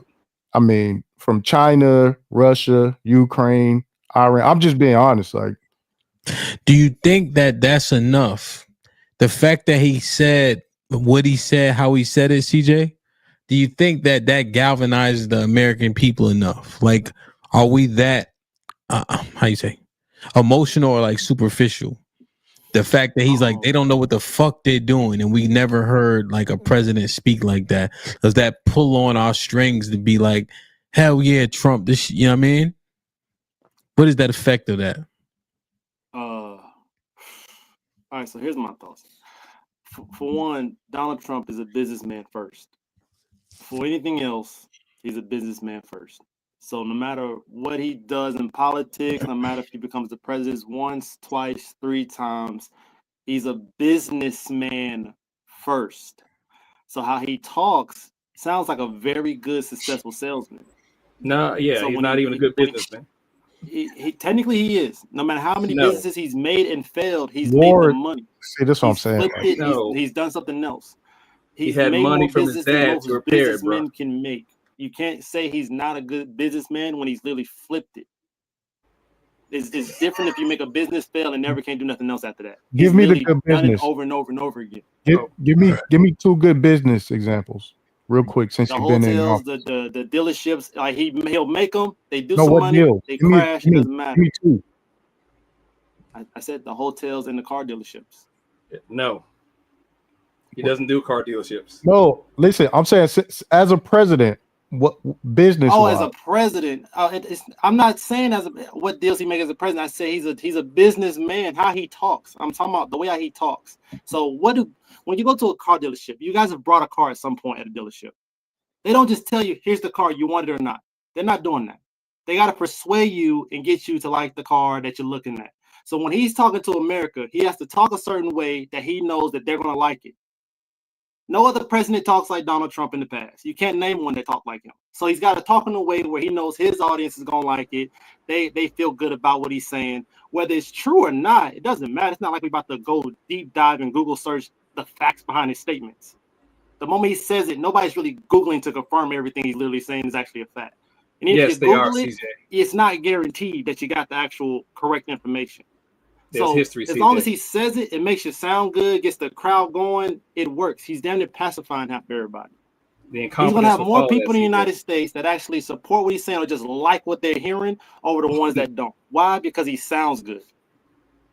And you don't find that to be a problem because it sounds good. Oh, it's definitely a problem, but that's what I'm saying. He's a businessman. It's horrible, but he makes it work, and he's obviously made it work because he's back in the house.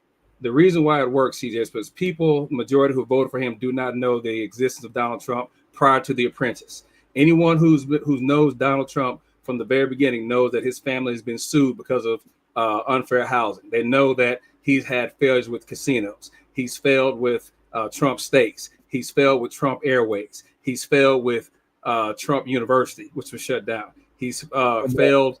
There's also another Trump venture. I'll leave that one out. But he's got a litany of failures behind him that people do not know of because they only know Donald Trump, the apprentice, who even the guy who got him the deal even said that he didn't know the mistake he was making by getting Donald Trump that deal, because Donald Trump came to him because it was a lack of relevancy.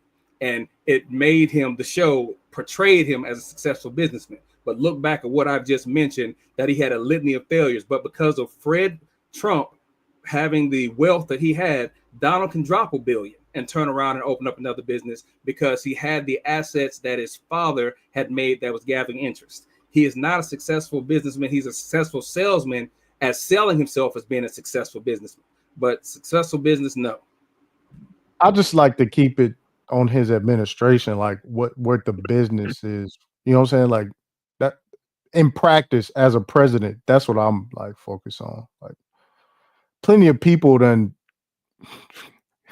been crooked, found their way into politics. You know what I'm saying? Like all kind of grimy people done find their way into politics. But just the application of business, I'm talking about from tariffs to all other stuff, like I haven't seen it. I mean, I didn't know anything about Trump as well either. Like, as far as like, I understand what John was saying, but until like the debates and everything, they opened up the history of Donald Trump. Everybody talked about him, talked about his friends, his associates, business partners, the everything that that he had his hands in. So you say people don't know. I think they do know. Like, they purposefully put every dirty little thing out there and just threw it out and just let the American people chose what they wanted to do with it. So I would say that because even for me, I'm not even a politics type dude, but I saw all the crap that they were showing about him. Nobody. So what I was like, go ahead, nobody. So what I would assume that most people heard it as well. It's a two-way street for me. Like, you only got two people to choose from. So, you know what I mean? I don't really get into like, he was sued because of this, whatever. So I'm just not going to vote for him. I don't like him now. So that I don't really move like that. Like, whoever is the best right now, I'm a rock with, and the chips may fall where they fall. So you think he's doing a pretty good job?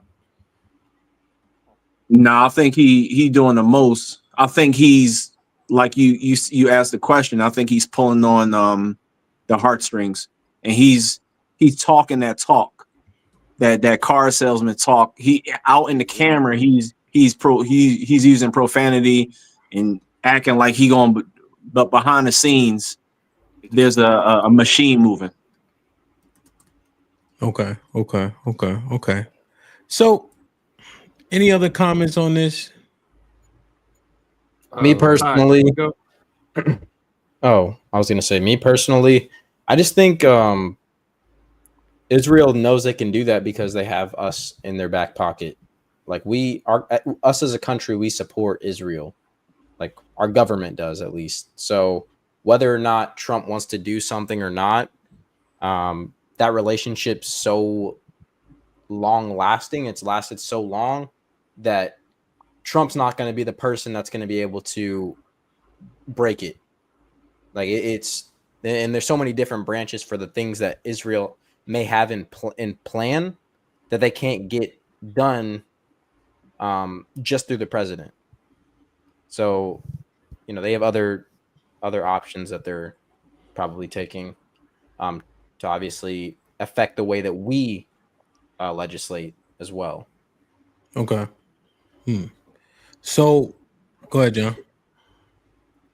The one last thing that I'll put here, right here, going back to what Jonathan was saying, is that when you put everything out there about Trump, all the failures, all the action, the counts, the sexual, the abuse, all of this, the 34 counts, what does that say? Not more so about Trump, but more so about the people who literally on TV said, we don't care. I just like what he's saying. What does that say about the country itself if they have no issue with what he's done? Or so, what does it say about the people, I should say? But See, John, this is what I'm saying. Like, that's why he's good at being a salesman. That's why I was literally saying he's great at what he says. As long as CJ, you missed the point what I was saying, bro.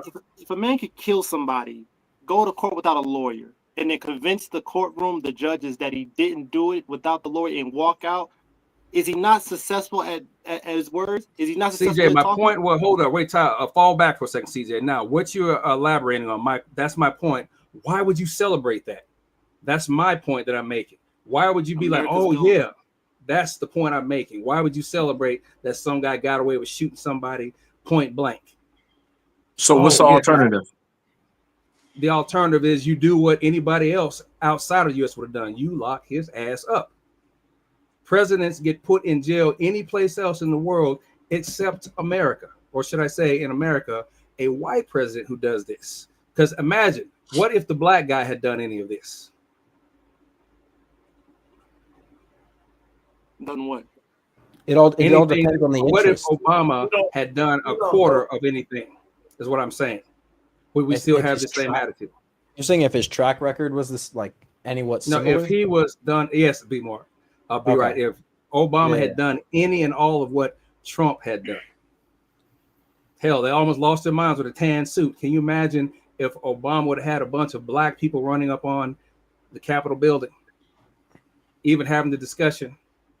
Yeah. The difference between certain folks and them is that they believe that being nationalist is okay. Like you were saying earlier, what's wrong with being national? So that's when we have a misappropriation of terms. You can be a nationalist or love your country, but the nationalist has not been the same thing as of late.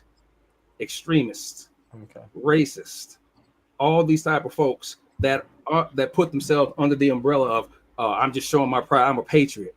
Really? We're talking about the miseducation, the mischaracterization, the misappropriation, the misleading, all these terms that are being used for negative, but people see it as a positive. I'll land it right there, Ham. I don't know. I think, the machine is moving. I don't know. I just think that it's inevitable. Arnold, what were you saying? Oh, go ahead, John. My bad. It's inevitable. Like, so John, I think you're right. Okay. Now what? So like, because what are we going to do? Like, we already know that these things are present. There's always back deals. There's always a bunch of stuff behind the curtain that we don't even know. So now we got these two people that we got to choose. And so let me get Arnold then Aaron though real quick. Yeah, so I guess now that we have the president or how they responded when Trump did it. That's the only way we'd be able to compare if a black president did it, right? We more than likely not gonna ever have that again to be able to compare it to. But my assumption is white America wouldn't feel the same way about a black man doing the exact same stuff Trump would do. That's my assumption. But I think they would. The only reason let me get Aaron real quick. Aaron, you unmuted. What are you gonna say? Yeah, I mean, don't we see the bigger picture here, right? Like, look at the zeitgeist. Look at the spirit of the times. Everything is about controversy and image. Look at the way things are sold, the way information is consumed, disseminated. It's all on a computer screen. It's not the way it used to be, right? Like, no longer can we lean on the merits of integrity and righteousness. Now, right, the winning horse is the loudest horse, is the most controversial horse, is the horse with the most drama, and because that's the horse everybody's buying, and that's what everybody's buying into. It's a sign of the times. It's what we find entertaining, and unfortunately, the president is no longer an office of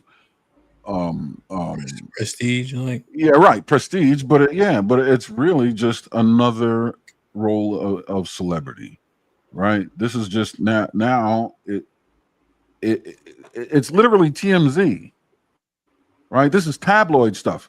They didn't cover it, like they did tabloids. Presidents weren't in the tabloids like this, like World War II. Are you kidding me? I mean, UFO shit and all that, you know what I mean? But that was hocus pocus. It was tinfoil hat stuff. This is real now. The people are buying into this like lock, stock, and barrel. This isn't hocus pocus. This is front page news. But really, it's just tabloid shit, and that's why they picked Trump. To you know what I mean? That's why he got elected. After Obama, 8 years of him. Are you kidding? His base was, imagine how disenfranchised they felt after 8 years of Obama, and now this loud. No scandals though, Aaron. You got to remember, 8 years of no scandals. Well, that has little to do with it. Because him being a black man in the White House is a scandal in and of itself. He doesn't need to actually have a scandal. That right there is controversial because it's so divergent from what we know. And I'm talking about Trump's base. I'm not talking about the black people, but the fact that it fired black people up further disenfranchised Trump's base. There's your controversy right there. Your controversies amongst the people. It keeps us arguing on this social media, right? Obama, both terms existed during the time of Facebook, Instagram, and all that, which is where the controversy existed. And that's what fired up his base. They were disenfranchised. That's why he ran right after Obama. He was like, hold my beer. And he did the same thing. That's because that's what the people, No, I'm saying that's what the people are going for now. It's not, especially after the paradigm switch between the Democrat and Republican Party. Oh man, it was off to the 1960s. Yeah, back in the 60s. Yeah, it was off to the races. You remember like the hippie movement and all that?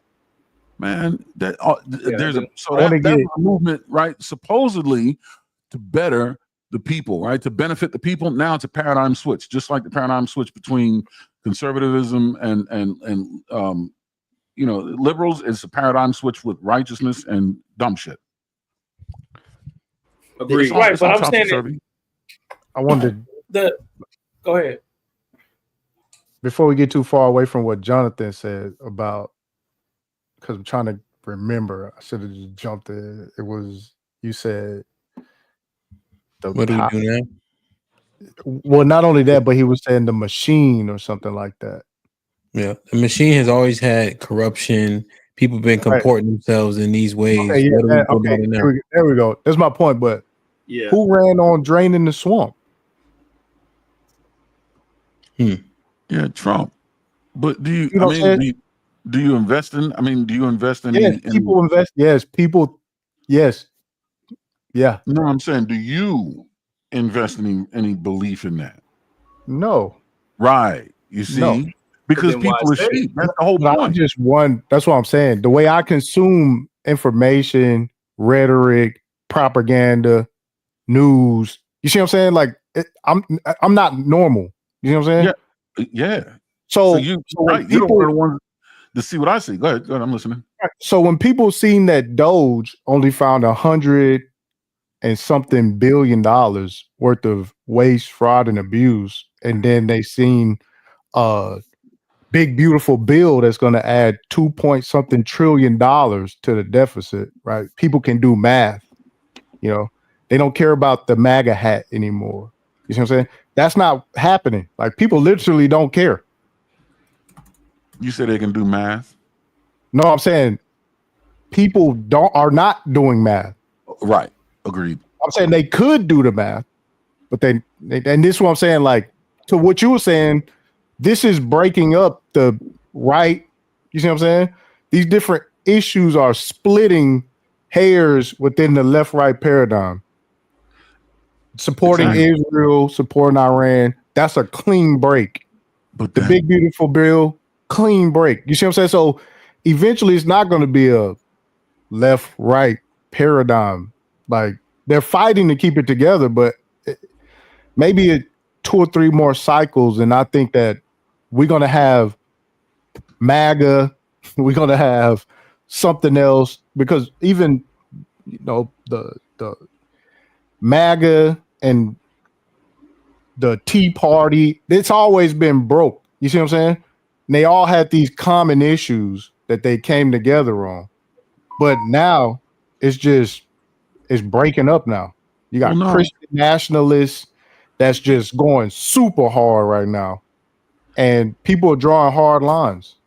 It's all about design, though. You just said it. It's all about dichotomy. The best way to conquer something, split it in half and pitch the 2 halves against one another, right? They did it with the black family, slavery. You know what I mean? Pitch a woman against her man. You know what I mean? Pitch a man against his son. That's all you got to do. With the bipartisan political structure we have. But look at the economy. It's just.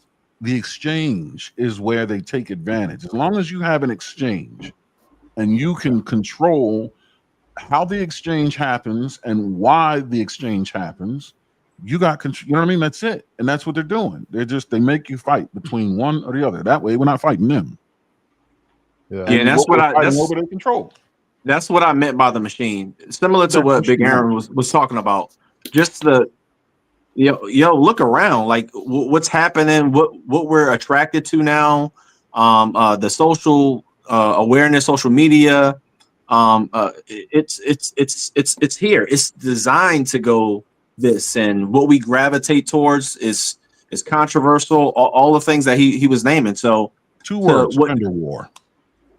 So to what John Henry was talking about, like you're naming specific things about Trump.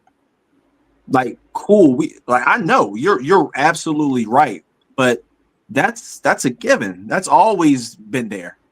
From not even him, from a bunch of other people. The entire world is this is how it's built. So what I was just speaking on, I'm not really focused on a Trump issue.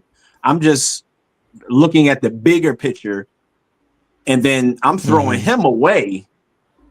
And then trying to focus on the things that I actually care about. Yeah, John's saying all politicians have but he's saying all the politicians have a similar modus operandi, right? You can call out similar flaws with mostly everybody, right? I'm not going to say all per se, right? But you can find a whole bunch of things. And so what's the difference in Trump? Why are people so almost like overcorrecting for him, like scrutinize, he did this, that, and the third. You know what I'm saying? Niggas praised Bill Clinton, just as our further Jonathan point, for getting his dick sucked in the Oval Office. So it just I'm trying to understand what Jonathan's laying out, So when I hear people, we don't like them, Yeah, when I hear people always focusing on they'll run down every single thing Trump did. I'm like, all right, yo. So I could do this, right? So drain the swamp, and then on the left you have get the money out of Wall Street. I know that's the same messaging. You see what I'm saying? Yeah.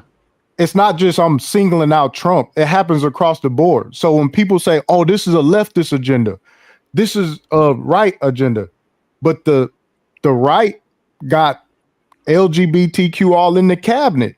And people act like, it's not there. They'll just say, well, that's the leftist agenda. Then you just run down everybody on the right that's part of the LGBT. It's the same. Every bird is by a left wing and a right wing. Yeah, but they're the same. That's my premise. Is just they're the same. People are arguing, but it's the same.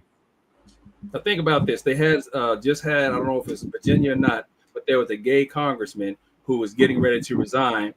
But because of the fact he was Republican, all of a sudden everybody said, hey, let's get behind him. But what is the normal issue that you find with Republicans? No, we don't want anything LGBTQ. But because this guy had a seat that was at risk, everybody was behind him then because it served a purpose. But Scott Bessent is he's not over commerce. He's over openly. Yeah, but I know you're talking about. He's openly gay. He's over. But Ty, John Henry just made your point. They literally willing to do anything at any point. Yeah, that's what I'm saying. Over when necessary. Yeah, that's what I'm saying. Yeah. Maybe he was trying to still make your point because that's what that did. Like they got behind boy because he liked boys and they needed to see. So look, right? So we can just to make Jonathan's point, right? We can run down Trump's past, right? But what about Bill Clinton and Mena, Arkansas, and the Mena, Arkansas airport? See what I'm saying? The corruption run deep on both sides. You see what I'm saying? So I'm not the one that will just single out the right or single out the left. Like I know where all the bullshit at. Watch this. You ready for the pattern? And then I want to transition to the last one real quick. Go ahead. Who came after Clinton? Mm-hmm. Bush, a Republican. He was the diametric opposite of everything Clinton was, right? He spent every dime we had on the war machine. He's a Republican, son of Ronald Reagan Part 2, right? Now, what came after Bush? The diametric opposite of Bush. Barack Obama, a black man. Yes, we can. What came after course him? Correction. Look at that way, Aaron, because think about it. What you just said was integral.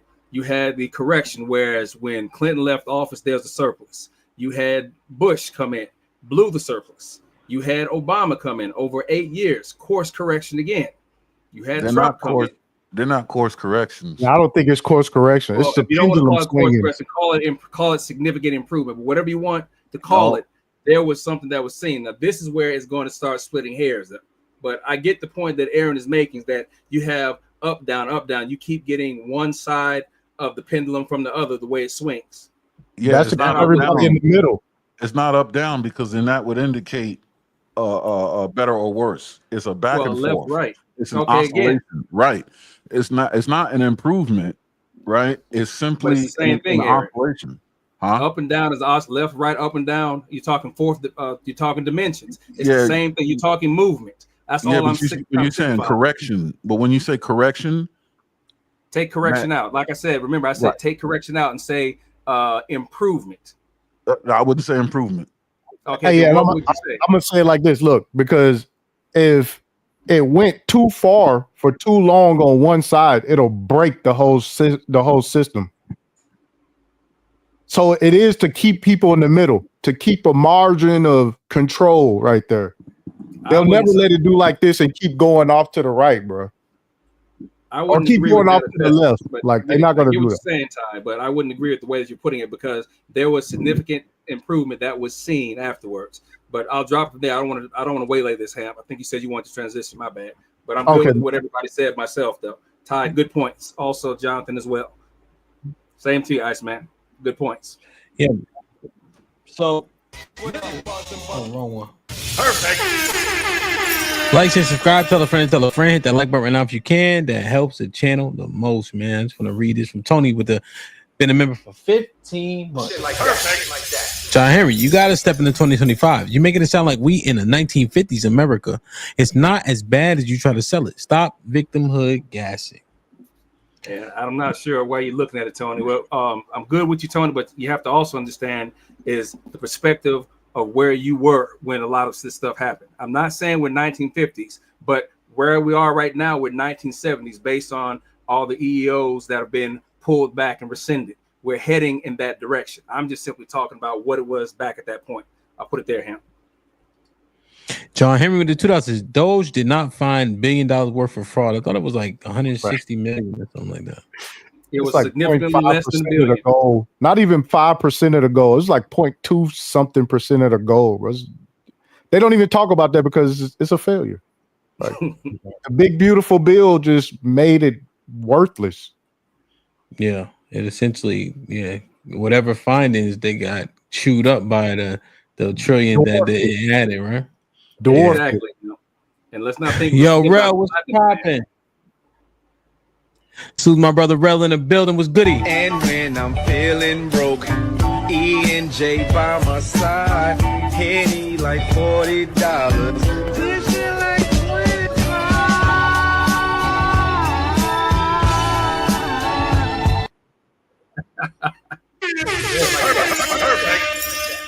Yo, hit the like button, hit the like button, hit the like button. All right, so this one was interesting to me, man. Ty, you want to lay it out? Which one is this one? The terrorist thing. The terrorists. The United States military. Military or a terrorist group. Oh, we said that the military was the biggest terrorist group. Okay, I wouldn't call it a terrorist group. I will call it a gang. I will call it a gang. Okay. Okay, so one of my pet peeves is people who have served in the military, the army. You know what I'm saying? They done participated on whatever orders or whatever they was given, right? And then they come back here and they'll be like, these young niggas just violent. That's one of my pet peeves. Where we talk about people just taking orders and doing whatever they told to do, and then they'll call everybody else violent when they come back. The crime rates. Are we talking about people who stood guard over poppy fields? All type of stuff. But yeah, that's pretty much my premise. Were you one of those folks, Nope. Ty? Nope. All right, so here's the pushback from that. I'll go. I know, Aaron, you'll probably take it next, Aaron. But I myself, and this may be anecdotal, but I've been on 6 different continents inside of 20 years, and on maybe over 10 different military bases. And I can't think of one particular time I've ever heard anyone coming back and say, "Look at how violent these young cats are." No, as Really? compared to them, never once. Now, Really? I'm not going to You say it haven't been doesn't happen. Oh, okay. I'm not going to say it doesn't happen. That's why I said anecdotal. But again, having had 20 years in the military as a dependent, but then also 20 active and having been around service members, I can say that the level of violence that I've seen sometimes in these streets may not be like the military. It's like the terrorists that they were fighting. When you're talking about guys getting their heads cut off execution style, folding their legs, found in places like that. Now, yes, you have special military units that may have been trained to do that, special ops or whatnot. But at the same time, also, you see that from some of these cats and these kids, these gang members, people don't think about it. You have these gang members who are in the military as well, who learn tactics. There are gang members that they had to do a sweep of starting around 2008 or 9 because of gang members in the military. Some gang members getting out from the military with advanced training, taking it back to the streets. So if I were to hear somebody say that, I wouldn't deny it because I have been around those folks who have been there. I understand, but I'm saying that the difference is what? Versus what? I mean, to me, it's almost the same thing. A lot of people that go to war for stuff they don't even understand. Things and digging conflicts they don't understand. They don't even know why they're doing it. They just was told. That would be the Vietnam mind conflict. That is not the case in today's information age. You know exactly what you're going to war for, but it does not simply mean that you agree with it. When we went to war in 2003, again, I'll say this because I put the uniform on. So for you who has not put it on, I wouldn't give this conversation breadth. However, because you're on the panel, hold up, stand down for a second, bro. I'll get back to you. Since you asked this question, you posed this. Let someone who's been in the military, who has something to say about the accusations you're making, respond to you. Now, the one time I will say, from the times I've deployed, the one war that I deployed to that I had a big issue with was 2003 in Desert Storm 2, where we had to go over there for that particular war. Like, wait a minute, why are we back over here again? It was seen as a vendetta for the most part between George Bush or whatever was done when there was attempts supposedly Oil, by highway Saddam drilling. on George Bush Sr. back in 1995. That was the perception that everyone had, that we were going back over there to pay that off. Well, since we're over here in Afghanistan, why don't we make this quick left and go over here into the Middle East, further in here, and go down to let's go down to Iraq and go ahead and finish that off. All right, so there were those links there, but that was the one that I had an issue with going forward for that. So I will give you that one because I was there for that. But as far as just, again, saying that, oh, these kids are worse than, no, I can't really support that fully. But I do know that, yes, there were gang members who were trained in the military who brought those tactics back to the streets. Right. And so for me, I don't think anybody who has been in those situations, took those type of orders, can criticize, you know what I'm saying, what about Chicago? You know what I'm saying? Like, no, you played in the violent shit too. Just on a different, with a different gang and shit.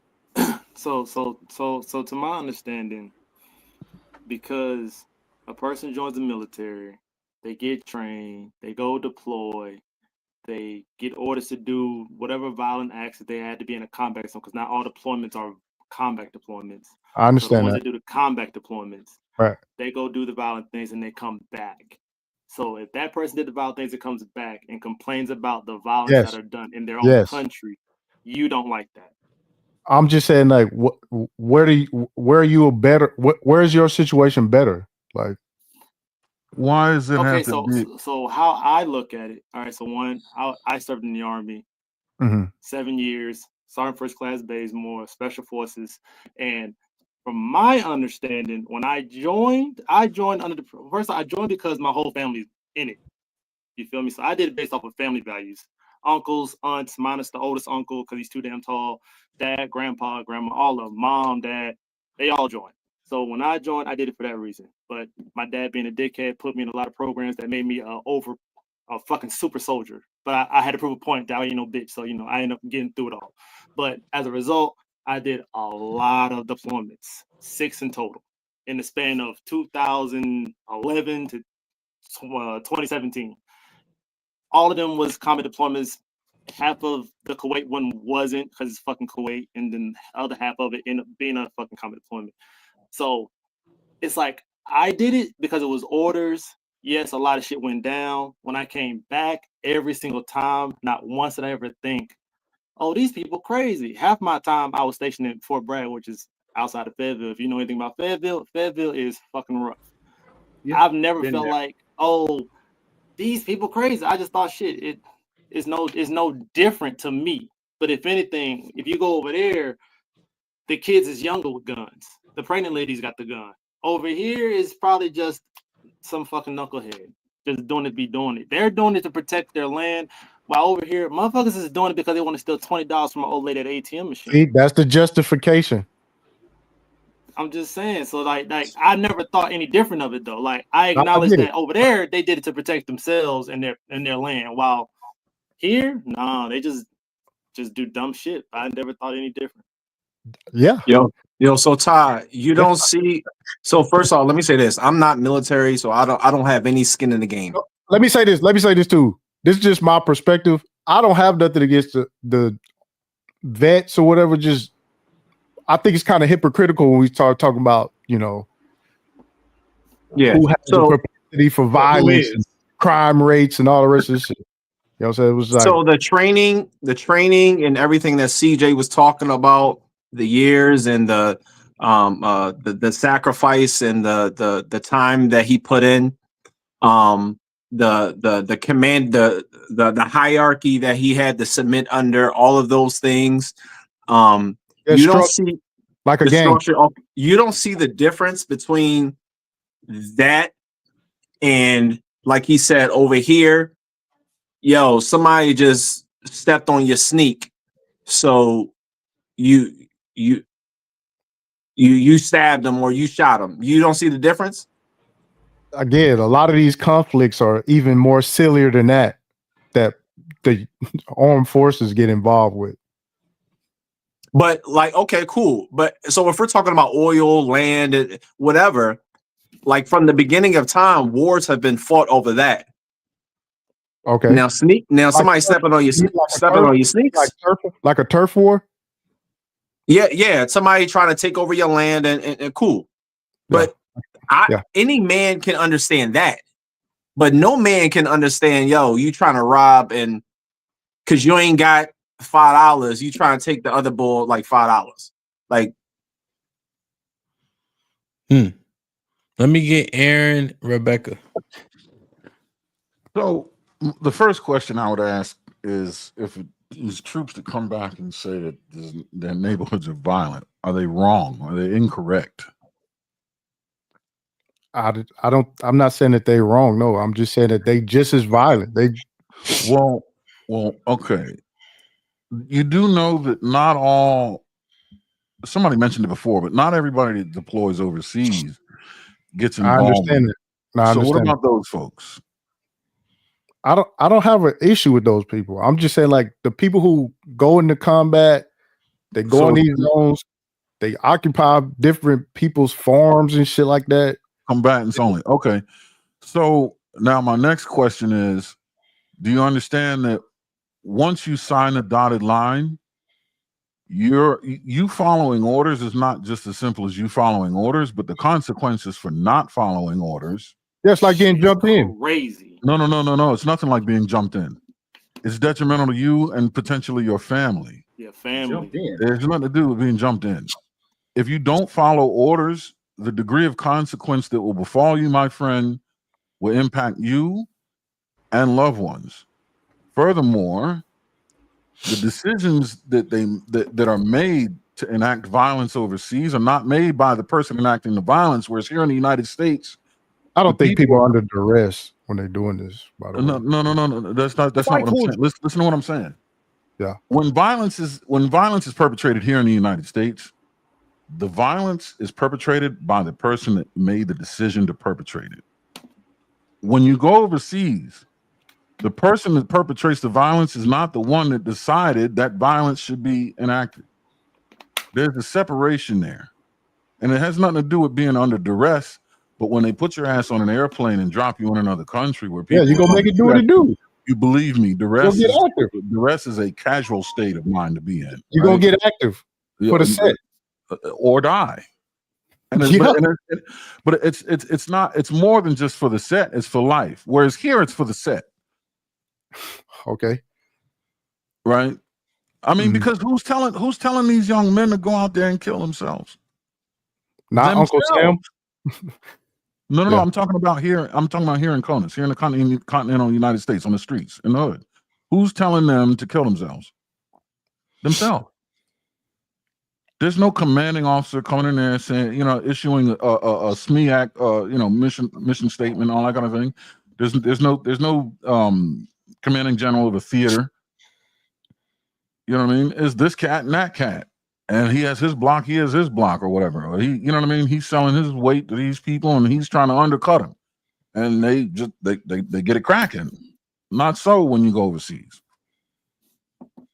And where the fight here in the house, here at home, when the fight happens, it's on the doorstep of your loved one. Over there, not so much. Now, I'm not saying it's not unfortunate. It is. Someone's loved ones are being put in jeopardy, but not yours. So when you come home, and it's not even about us as service members. When I come home, and I'm like, damn, my aunt has to walk out her house and walk and be potentially caught in crossfire. These two idiots. The damage that I inflicted is overseas. It's not going to impact my aunt or your aunt. Somebody's not, right? It's unfortunate, yes. But when you come home and see it's your aunt that's placed in there, your mother, your your girl, whoever, people getting shot up on buses, riding around on public transportation. When you see the potential for that to happen, yeah, it's going to bother you. Especially when you know what violence really is because you've seen it.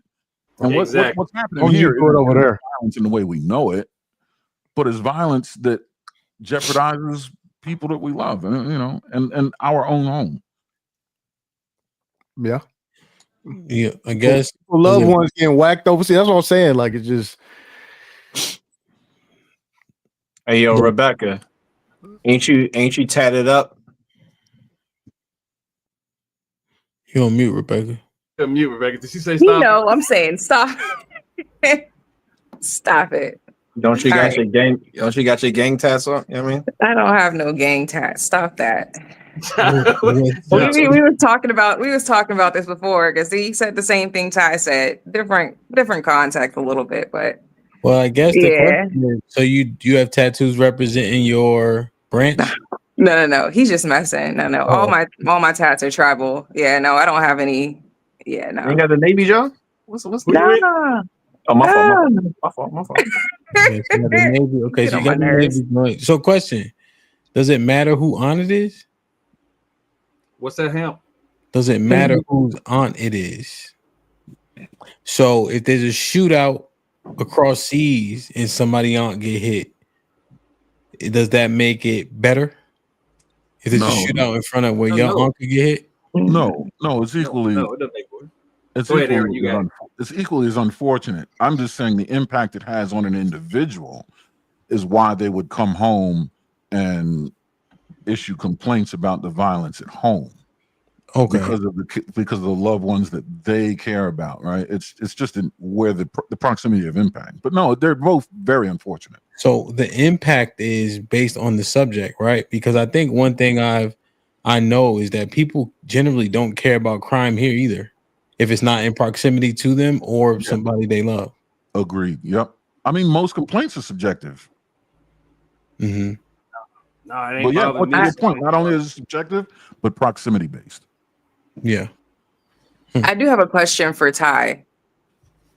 So understanding like your whole point of view of, you know, if they combat and they've done stuff overseas and they come home and complain or however, you know, you want to state it. So imagine you being at home and they're not protecting the homeland and something comes to your front door. What would be your reaction to that?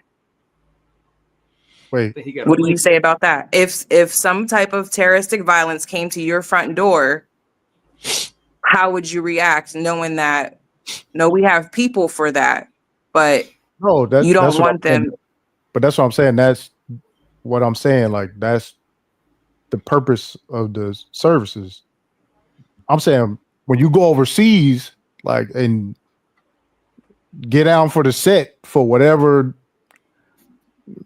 operations you want to do or whatever, then you come back here and you be like, hey, these young niggas violent. It's like, bro, no. So it's kind of like where I'm going to say this: we're damned if we do, we're damned if we don't. Type thing. Okay, Rebecca. Yeah. So, do you want protection, or and then we can't talk about how dang we got to come back to this here too. Okay. Or if I could, let's think about every that. time I did one of my combat deployments and I came back, I was basically not supposed to complain about the violence in Fayetteville. No, you was protecting us from the people who hate our freedom. What? So if I go on my deployment, get in combat, because all mines were, and then I come back, every time I came back, I should not be complaining about the violence in the streets of where I'm living because I just Because you participated in violence. Yes. Okay, that's a false equivalency, Ty. Ty, that is a false equivalency. How is that a false equivalence? Because the fact that if this man goes over and fights in another country, but then comes home, why should he have to justify? Why should he have to fight? No, here's the justification. No, it's not justified to come home and still have to fight as well. Okay, so if you get into an unjustified conflict overseas and you come back over here and start being like talking about how violent people are, like you just like what's the difference? All right, so what I'm trying to gain understanding is, because I don't think I've heard it yet. Why do you feel this? Why do you feel like we shouldn't do that? Like we go on a combat deployment, come back, we shouldn't be complaining about. Well, it's hypocrisy. First of all, like you went, got down for the set. You know what I'm saying? Not even knowing what the conflict was about, and then you come back over here and it's criticizing everybody else is violent. How do you figure we don't know what the conflict is about? Is my question. That's a really strange assumption right there. How do you know that we don't know what the conflict is about? Because most that's a lie. I'm gonna Most tell you that right now. messages That's a lie, talk with Ty. you, Sorry, but that's a lie. Yeah, We know Okay. exactly what's going on, and y'all Okay. don't know what's going on, and I think that's the problem. It's Okay. just the lack of information that's given to Okay. everybody here on a Wh- base level. All right. So we went overseas looking for weapons of mass destruction. No, Ty. And we Wait, Ty. came Hold back. Ty. Time out. We We went over. You went didn't. to war I'm We about for to went say over. you Ty, did, Ty, because you we just went said you was overseas. military. What do We you went mean? overseas looking for weapons of mass destruction, Ty. I think what's No, I happening here I'm understand. about to is say that these you two, own these no. And again, that's a good No, enough no, reason. Ty. I'm That's a saying good enough Rebecca, reason. John Henry, Jonathan, Iceman. Yes, and We that's a said good we enough went reason. overseas. We That's knew. a good enough reason. But again, no. See, you're speculating by It- saying nobody knew what they were looking for. This is speculation. If you were never in the meeting, Again, if you were never handling that, how can you make the statement? John, We but didn't know. listen to me. Weapons of mass destruction is a good idea. It's a good idea. It's a good enough reason, right? Oh, no one is saying it's not. You're Okay, speculating so that we this did goes. not know Listen, why we can I went over finish? there. Can I finish? You're Can I right. Go ahead, finish? finish, bro. This is the same to me as somebody stepped on your shoe. Now we get active. It's the same.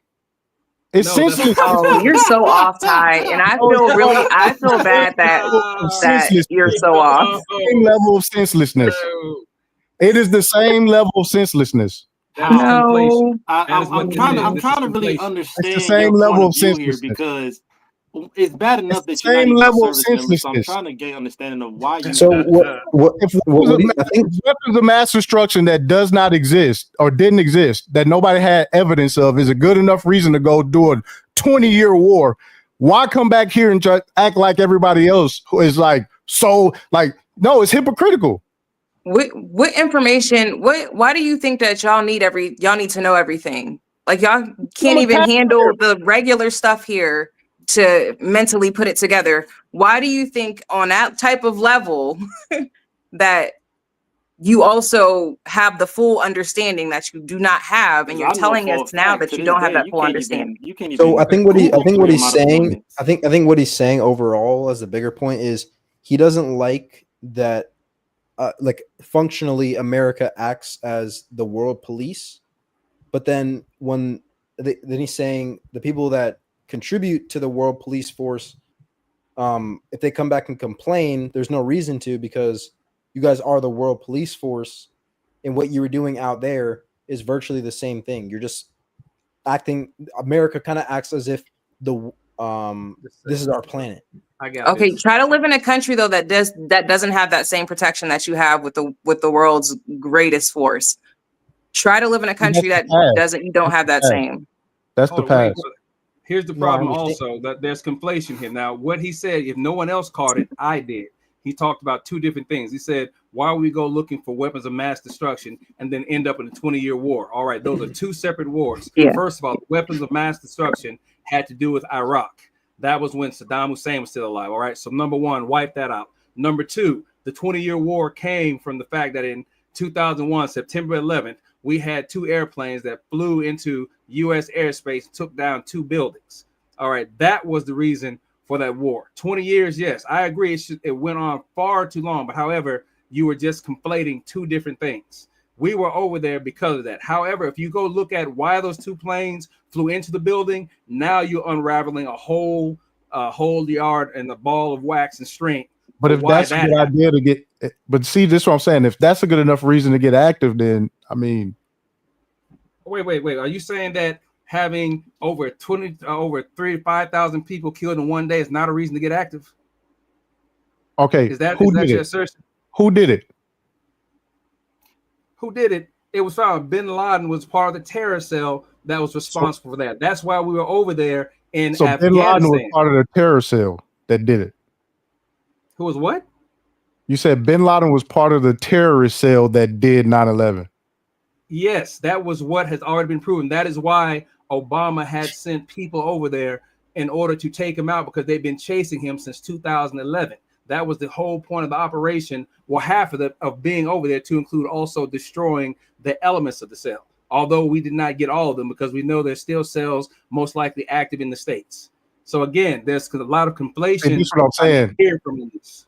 Yeah, I see what you're saying, and it's conflation. All the violence that happened after that is justified. Yes, because And it was towards a the right war people. committed. And it was towards the right people. But yet, for you to say that it's justified, or look at the two, I guess for you to think that shooting guns in the streets versus shooting guns in war, you're trying to compare the two. That is the false equivalency that I'm speaking of. It's violence. Senseless violence. Of course, it's violence, but it's not senseless. equivalent.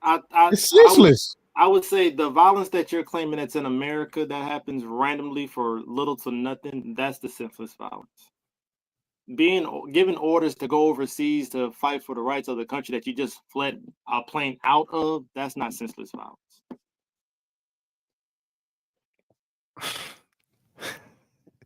Okay. Rebecca, you were trying to say something too, but I don't know if you got it out fully.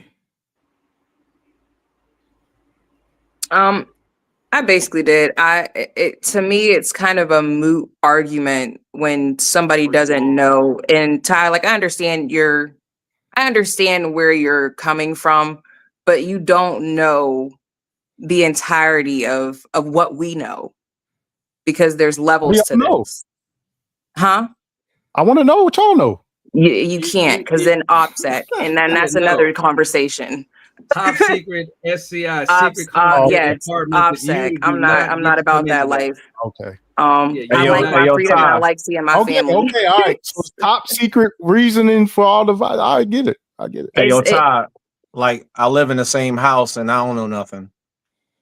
See, Clarence, I don't get to know certain things, yo. Clarence. I'd be like, yo, she'd be like, nope.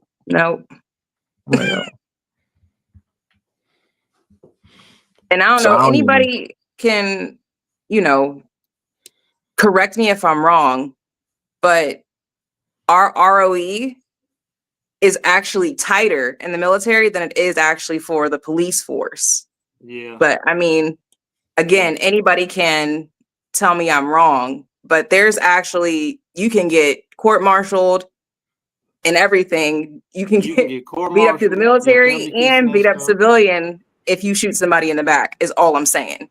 So again, y'all can correct me if I'm wrong, but I get what you're saying, Ty, but it's just, there's a lot more factors than what you might actually understand going into your thought process. And, y'all just coming back and complain after y'all do the same, blah, blah, I'm blah, not blah. saying that. Okay, first of all, let me say this.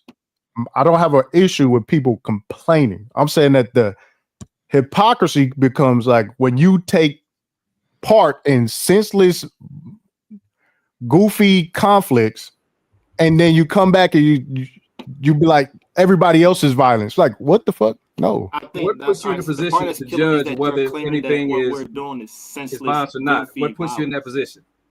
Do what? Go ahead, baby. Go ahead, CJ. You said the same thing I have, CJ. Go ahead, man. Yeah, like, the part that kills me is that you're claiming that us going on these deployments are senseless, goofy violence. You literally know nothing about the reason behind deployments, what we're doing in deployments. You just view it as senseless, goofy violence. So because you view this, you feel like when we come back, we can't complain about the actual senseless, goofy violence that happens in America. That don't make sense. I think no. I think it is. I think I see his point. Like, it's kind of hypocritical, because if your goal as a soldier was to defend your homeland, then you would only fight here. You wouldn't join a force to go be the world police for everyone else and help them when it has nothing to do with your home. See, this is the part where we got to remind ourselves we're talking to civilians, to the people that fight at home are called Coast Guard. They're called reserves. The guys like me, we were active duty Army. I wasn't Coast Guard. I wasn't reserves. I was active duty Army. I'm not doing a deployment in America. Yeah, Hey, yo, Ty, I'm you saw going overseas to fight somebody. That's what I'm doing. Ty, you heard when CJ just called us? He called us civilians, yo. Yeah, that's not civilians. That's triggering to Jonathan. He called me a big. John, you a tall, jolly, giant civilian. You're a civilian, my nigga. You never strapped boots. Civilian. Yo, yes. Yo, Rebecca called me that. I'm like, yo, I'm a what? And she be like, yeah. A civilian. Now, be more. if I can't be nice, I'm sorry. Yeah. Be nice. So let If me you put this if here. you partake I see. in Hey, Ty, let me get this off for a second. Be nice. Just a second. So I like the fact that you're waiting to add comment in here, which is excellent. You're engaging. But let me explain something here. Be nice. Are you familiar with the movie that was made back in the 90s called Good Will Hunting? No, I've never seen it. All right, so let me explain it to you. Will was an excellent individual when it came to discussing information. If he had a book that was accessible to him, he could read it, he could comprehend. He was pretty much a genius. But the thing here is that when he spoke of things, he didn't speak from experience. He spoke from theory. He was able to give a good, concise argument about what was being done, but he had never participated into it. If you asked him to talk about what the Sistine Chapel was like and the spell of it, he couldn't tell you that, but he'll give you a breakdown of dimensions and the streets. If you were to ask him about what was his thought of war, he would give you something from Socrates to Plato, but yet he himself had never participated in it. Now, I'm not downgrading you, but I'm simply saying what you're saying, guy. I like where you're coming from, but this is something spoken from experience, from having been there. Not saying that you don't have anything to say about it because you have access to read it, but understand, read the room. This is coming from people who have been there. Gotcha. No, I get that. But you're gonna say but. Now go ahead. So what? I'm gonna say but because at the end of the day, it's like a moral thing. If you don't believe in fighting on other people's land or fighting for the protection of other people that aren't your family, then you shouldn't join you shouldn't join our military in particular. All right, our military. Now let's go back again. You have been in the military for how long? How many years you served? Oh, I've never been in the military. All right, that's my point again. Goodwill. What I'm saying, goodwill hunting. Okay. I haven't been in the military. And you are making the same thing that CJ is saying. I look at unjustified violence as being the same across the board. So because you haven't been in the military, you will complain. That doesn't change the fact that unjustified violence is unjustified. It doesn't matter if I was in the military or not. Finding something close enough that you can make the comparison to. No. So again, yes. Okay, we'll agree to disagree. Hold on. I get what you're saying, but it's not the same thing. Okay, this is one of those things where it's a very brick wall conversation because at the end of the day, you're talking to military people that have been there. Doesn't matter. Doesn't change my premise. Doesn't change my premise. We're talking about civilians that literally don't know much of anything. I'll give you your premise. We'll give him his premise. He's entitled for his premise, CJ. Yeah. That's what I said. Like it's a brick wall conversation. We can't have a back and forth. It's playing. No, we can't have a back and forth. Brick wall. Ty, I have a quick question for you. What is justified violence? What do you mean by that? What is justified violence? Somebody did something to you, and you get to respond and react. So what does DOD stand for? You know what DOD stands for? Yes, the Department of Defense. I know what DOD stands for. So defense is the key word. Right. It's not offense. It's defense. Everything they do is not about defense either. Everything that comes out of the Department of Defense is not about defense. Okay. So you have like a TS and you know the information that goes into every single aspect. Do you know what a TS is? What is a TS? Chill. Stop using that language. Just speak English. I'm just asking because what a TS is. You're talking to a brick wall. This is the problem. No, you're not a brick wall because if you were a brick wall, you wouldn't have these, questions and talking points.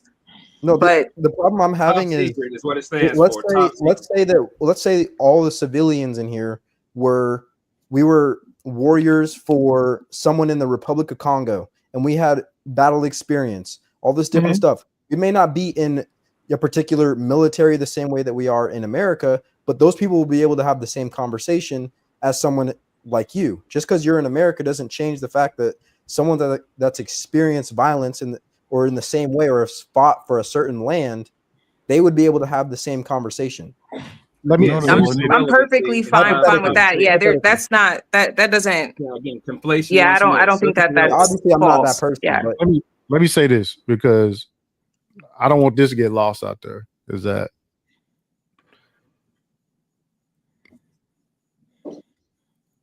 I rock with the gang. I'm American. Good, bad, and ugly. All right. If you participate in the ugly, I just know that civilian ugly and military ugly can't be critical of each other like that. That's your opinion, right? They can. Yeah, that's my opinion. Yes, if you pernicious, Let me ask you a question. Let me ask a question. That's it. That's it. Let me ask you a question. Military Let me fucker. ask you a question though. So, like John said, he disagreed with Desert Storm 2, right? The reason why we were over there, John, didn't make sense to you. So Absolutely not. So But the lives that were lost, was it senseless? the lives that were lost, I would say in that particular conflict, I felt myself it was senseless why they had to lose their lives based on the premise that we were going over there. But in the end, what was linked to that was not the same as far as it was wrong to me. All right, yeah, to me. We'll leave it right So there. yeah, so you're saying that it was senseless for us to be there. The lives that were lost in that conflict were senseless, right? Because they were lost for a reason that didn't make sense to you. Niggas getting killed over sneakers seems to be senseless. And does that make sense to you, or it doesn't make sense to you either? That does not make sense to me. Although what I call it conflation, that was running close, but I get the point. I see where you're going. I see it's excellent. So I'm just asking, what's the difference if it's senseless, right? People are dying for reasons you deem senseless. So then what is the difference? The difference from that would be based upon the perspective of the people looking at it. So right now we just happen to have two people. Myself, I think it was senseless. Ty looks at the death in the streets. It is senseless. Now, the aspect would be the two people looking at it and how the moderator, which is a good job what you're doing, would frame that. It's not a gotcha question at all. It is an actual good point that you're making, him. But the difference would be between the people having the discussion. Because if you were to talk to someone whose mother was, let's say, Iraqi or something, who got shot over there, the question is, would it still be senseless? But if we're talking about the actual war that while we were over there, the real war, which is Afghanistan, not Iraq, that was not senseless. So in this particular instance, we're talking about the Iraq invasion. That was senseless. No, but yeah, hold on real quick. So that's the one, right? And so I wonder how many are considered senseless. I mean, there was a lot of pushback about Vietnam. Kuwait, I don't really understand fully. Maybe I could be edified, but how many are like that, right? Whose agenda are those people serving? And so if you go do something knowing that you're dealing with agendas that you don't have full transparency in, right? You sign up for that particular obligation and you do get dispatched to things that are senseless. What is the difference in those senseless situations than people getting killed senselessly here in terms of the violence enacted if you're killing people for something you deem senseless? Again, so I'll say again, the war in 2003 that we went to Iraq the second time, to John Henry, that was a senseless war, the way that it came about, because it was perceived more of revenge. The war in Afghanistan, because of the strikes on September 11th, that was not senseless. That was purposeful. That was direct. That was a response that was needed. So like I said, we're conflating the two. That war was not senseless. 2003 Desert Storm 2, again, to John Henry, that would be perceived. So therefore, that's why I'm saying I'll give it. But real quick, Tom, I don't know who's conflating. I'm asking specifically about what you said about the one you're saying senseless. So yes, I agree. I'm agreeing, him. Okay, I agree. Yeah, I'm saying in the there are two different wars we're talking about, him. There was the Iraq War that started in 2003. I was just talking about the one particular one specifically. Oh yeah, he brought up two. Okay. I was two mixed together. I want to say this too, just to be clear. All right. See what John did right there? I don't have a problem with that. That's what I'm saying. It's you have people who get involved with these conflicts, they run for office and talk about how people are violent and all the rest. It's like, bro, you gotta, you know what I'm saying? Like that's my issue. I don't have a problem with people say, yeah, that was that was, you know what I'm saying? The problem is you become hypocritical once you start pointing at other people, and that's just as, that did just as fucked up shit. But to say that people don't know what they're going to war for, like fact. I think that's kind of wrong. Regardless if it's some shady behind the back type deals where they don't give 100% whatever. But most people, like I said, I'm not in the military, whatever. But I would argue that they know what they're getting into. Well, I'll say it don't even matter. It's going to go anyway. Some aspects, whatever. Some details might be hidden, whatever. I'll give you that. Yeah. But so you'll take that, and then you'll take on Broad Street, somebody at the Chinese store getting into it, and they just start popping off, and somebody shoots somebody. They're both senseless or whatever, but that's totally different. Totally different. Well, John, I guess what is the total and stark difference? Like, what makes it a 180 in your opinion? I look at all the things that CJ described and laid out. The hierarchy, the sweat, the blood, the tears that he put into it, I don't know all the lingo that, everything that he had to do to get the training, whatever it might have been.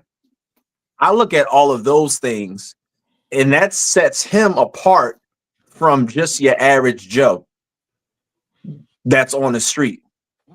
So you're saying, okay, so your sentiment is, so if we train the killers well, then it makes more sense.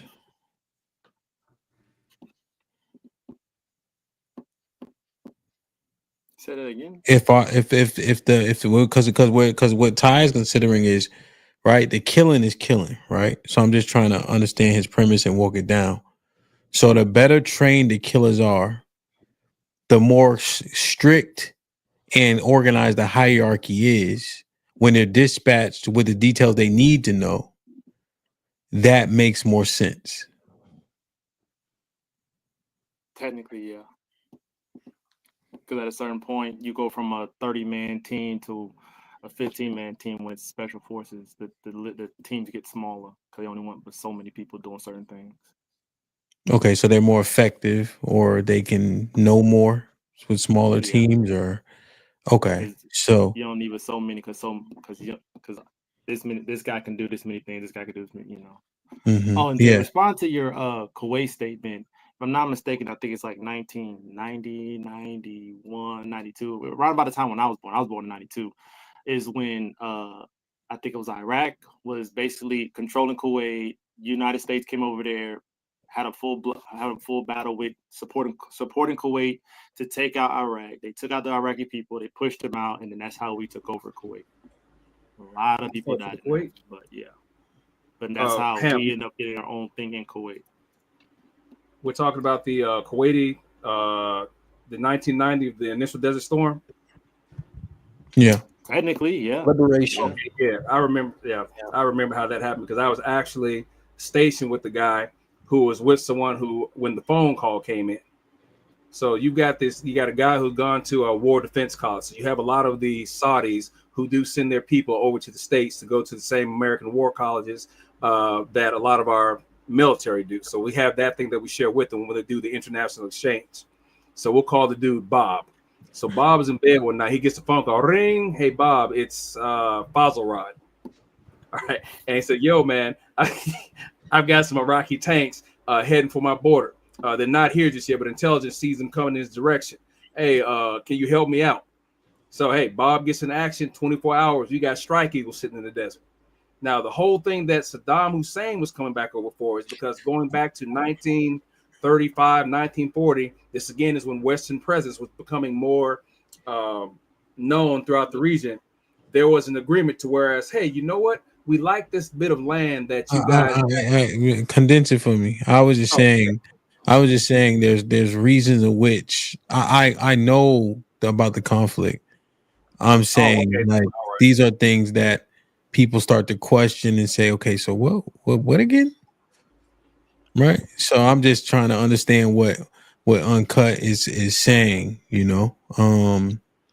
And I don't know if the differentiators are stark because we don't know all the reasoning of which we're doing things as soldiers. That's what makes our soldiers great, because they literally volunteer to do whatever is necessary. Now, they may be going to the military for a job, no question, but they also know they're signing up for the potential necessary to be deployed and have a conflict, especially like the Marines, right? You're a rifleman first, right? Yeah, I believe most people in the service, they just doing what they got to do. You know what I'm saying? That's how I look at it.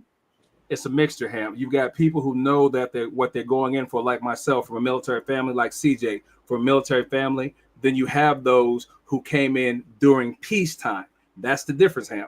During peacetime. The people who come in during peacetime are coming in because, oh, there's benefits, you know, GI Bill, I get education. And then one day you end up on an airplane, whereas normally it's just a maneuver where you fly around and come back. That some bitch keeps heading down south. And then all of a sudden, hey, where are we going? How come we haven't turned around yet?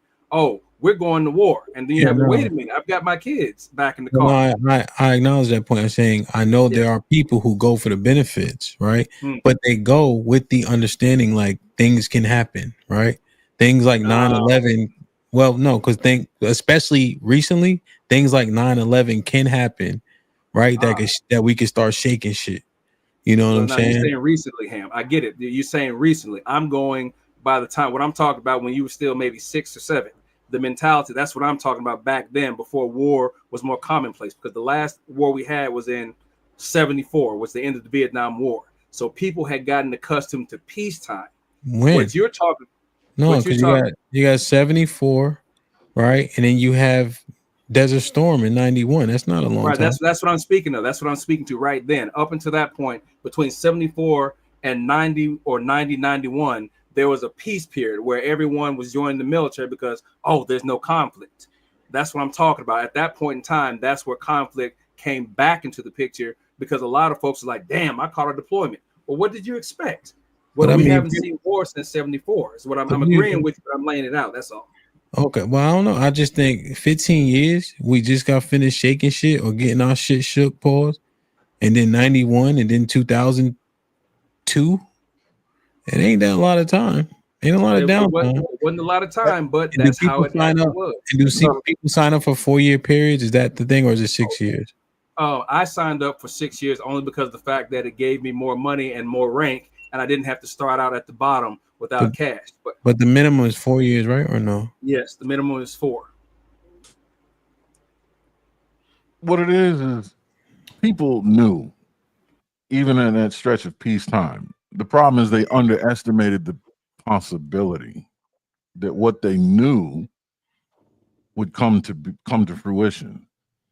And the question, I think I've been waiting for it to be asked, but the defining question that would separate the two is, what is the intention of the service member for signing up to begin with?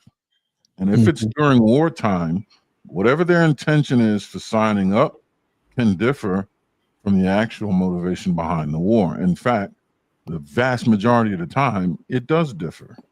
But once you sign that dotted line, now your ass is exposed to consequences for not doing and doing that you can't. See, I understand that. See, that's what I'm saying. I understand that. The good, the bad, and the ugly come with it. Like, I understand that. And come with it. Yeah. Everything, and then so it's a concept, right, Aaron? So everything come with it, whether you agree or not, right? You damn near war to the state. You got to do what's asked of you at that juncture, right? So it's no shot. It's no shot at people that came to better their life, and there's so many benefits that come with it. To then say you went over there, had to do some shit you disagree with, right? And then you come back home and you just simply say, hey, this violence is dumb as hell. The shit I had to do, a portion of that could have been dumb as hell, which you can acknowledge. But it's not you already warded the state. You signed up for it. It is what it is. You don't have an option not to go, essentially, right? Unless you want to be, in prison. Locked up. GI, government issue. Those are the two things you're going to look at. What's the intention of a service member signing up, and what's the intention of your local neighborhood thug? Okay. For the violence that they enact, right? As unfortunate as they both may be, what is the intention that led them there? That's the first question you got to ask. The second question is, once you're in it, what is your ability to get out of it? Your choice and at any time. Again, one is stuck, one is cemented in it. The other one has the option to move, and that's the difference. I mean, forget about whose auntie and all that is getting hit. That's that's tertiary compared to what I'm talking about. But all those things combined, that is the difference that I think that gives service member the credence to be able to come back and voice concern about violence in their home neighborhood. I mean, and put this on top as a cherry on top. You got to conduct a value assessment on what's being fought for. Just look at what's being fought for. Sneakers, right? Jokers are dying over sneakers. Whether it's a lie or the truth, dying for freedom. Let's just say dying for a country that is rich in resources. The value proposition that poses versus sneakers, bro. Forget about as morally bankrupt as that may be, the value proposition that poses over sneakers, extraordinary. Sneakers is a genuinely dumb idea to take a life. It's just stupid. I agree. I totally 100% agree. I think the one thing that like obviously, yeah, it would be hypocritical for someone to say that. I haven't heard anyone say anything like that, but yeah, obviously there was senseless violence, and I think the big point of that is that nowadays people are always talking about how Osama bin Laden was trained by the CIA, all this different stuff. He was, helped out by the US at one point, and then we went and fought him again because of Kuwait. And obviously, and I also heard that Saddam Hussein and Osama bin Laden didn't like each other. They were actually opposed. But during the time, and most of the press was just acting as if they're almost the same. But we were fighting two different entities. What's up? Let me finish. Let me add on to Aaron real quick. And what Aaron was saying, pretty much said like the service members locked in, right? That's what we're saying, right? The civilian got the option to opt out. Okay, I just want to make sure that's what you were saying. Yeah, if at some point in time you discover that what your intentions were originally or betrayed or whatever, a serviceman does not have an exit strategy, whereas your neighborhood thug, you know what I mean? There's no change of mind. KJ, but the follow-up says Obama did exactly what his cousins and uncles wanted him to do. So Rules was popping.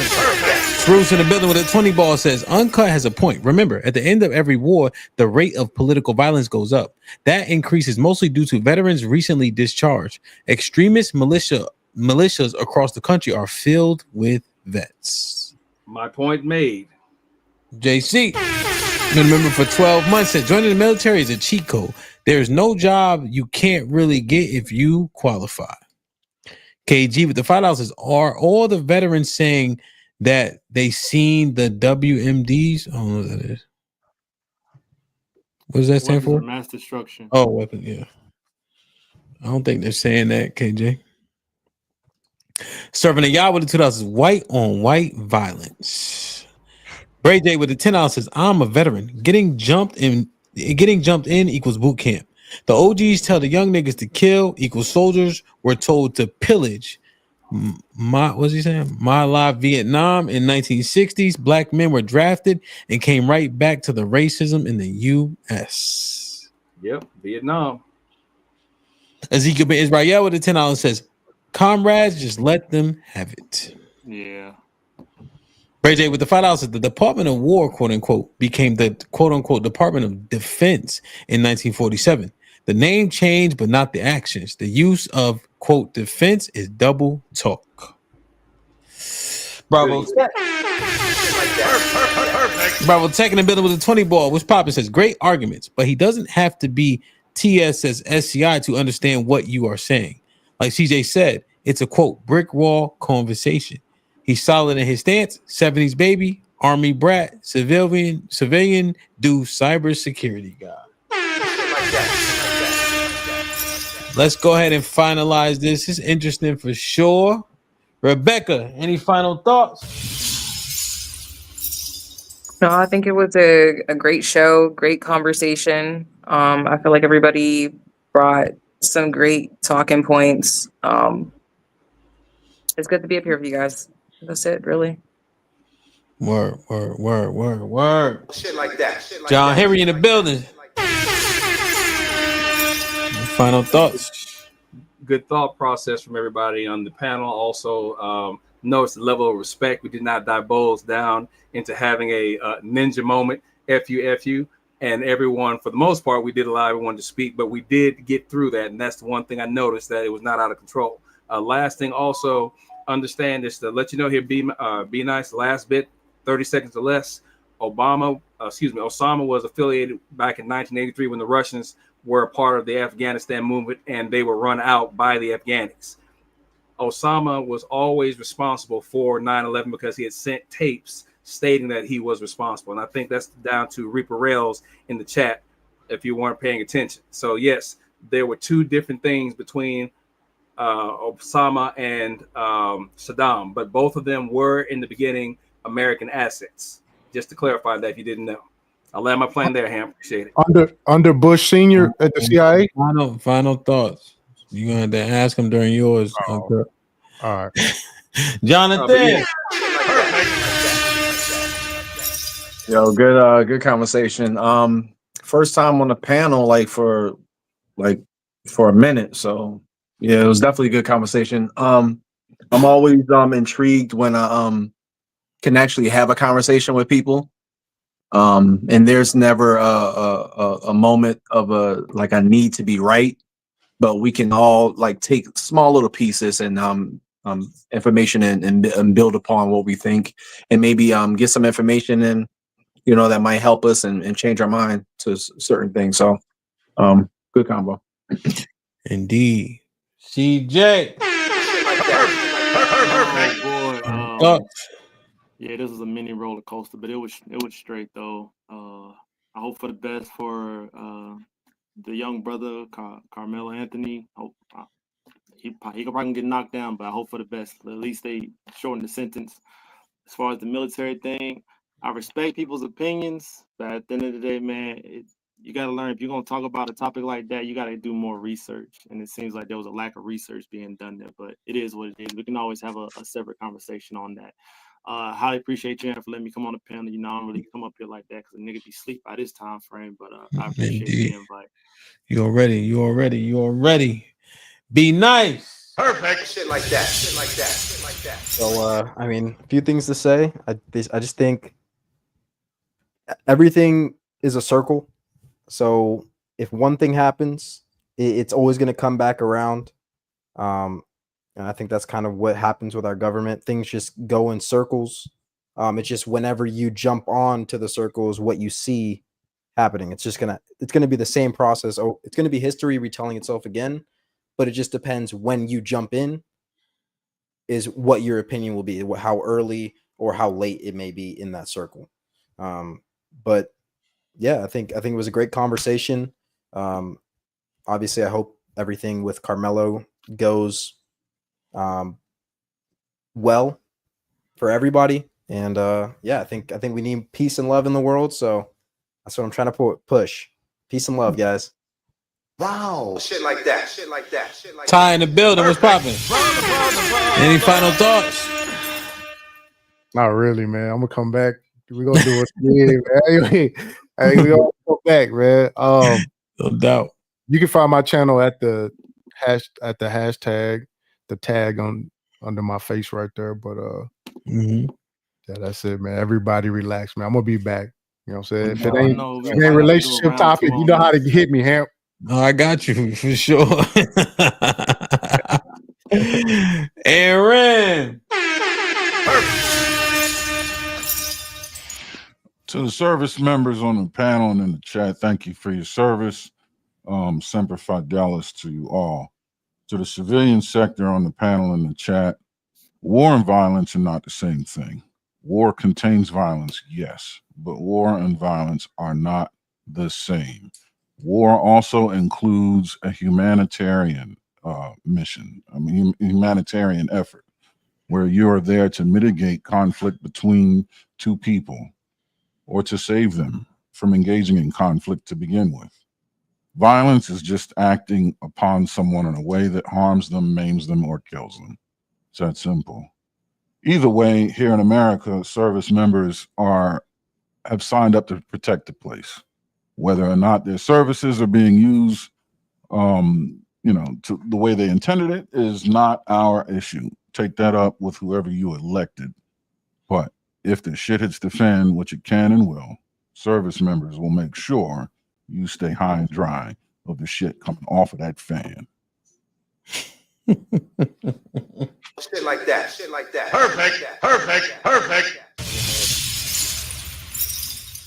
Carmelo, man, I think it's an uphill battle for sure. As we get information, hopefully we can discern it, break it down properly. You don't control your actions, you control your actions, not your repercussions. Both boys, both instances, both decisions. You know what I mean? You never know what can happen, you know? I've been in enough foolish situations to know, you know? Either way you win, even if you win that fight, it usually don't go your way in a lot of different ways. You know what I'm saying? So just be mindful, you know. I'm still in the mindset to slap somebody for calling me a nigga for sure. But I've seen the consequences before. So I understand what I'm getting myself into. And maybe that's something I need to work on, but I understand what comes with it. You know, I think a lot of people don't and they just acting. So I hope we can just be structured in our understanding. I think Trump is provocative. I think he's galvanizing, right? I think he's famous and infamous. And right now, with social media being a key factor with our people doing their due diligence, I can see how a lot of people from certain walks of life can gravitate, you know? And because people don't dig in deep, pause, you know, you take what's on the surface and then, you know, people start rooting or you get what you get. I got to do more due diligence myself in regards to policy, procedure, what's being implemented, and et cetera, right? Because I do know that people have presuppositions, and that's usually what people present, you know? So I just take heed when we listen. But I think the information that you guys offer who are versed do a pretty good job.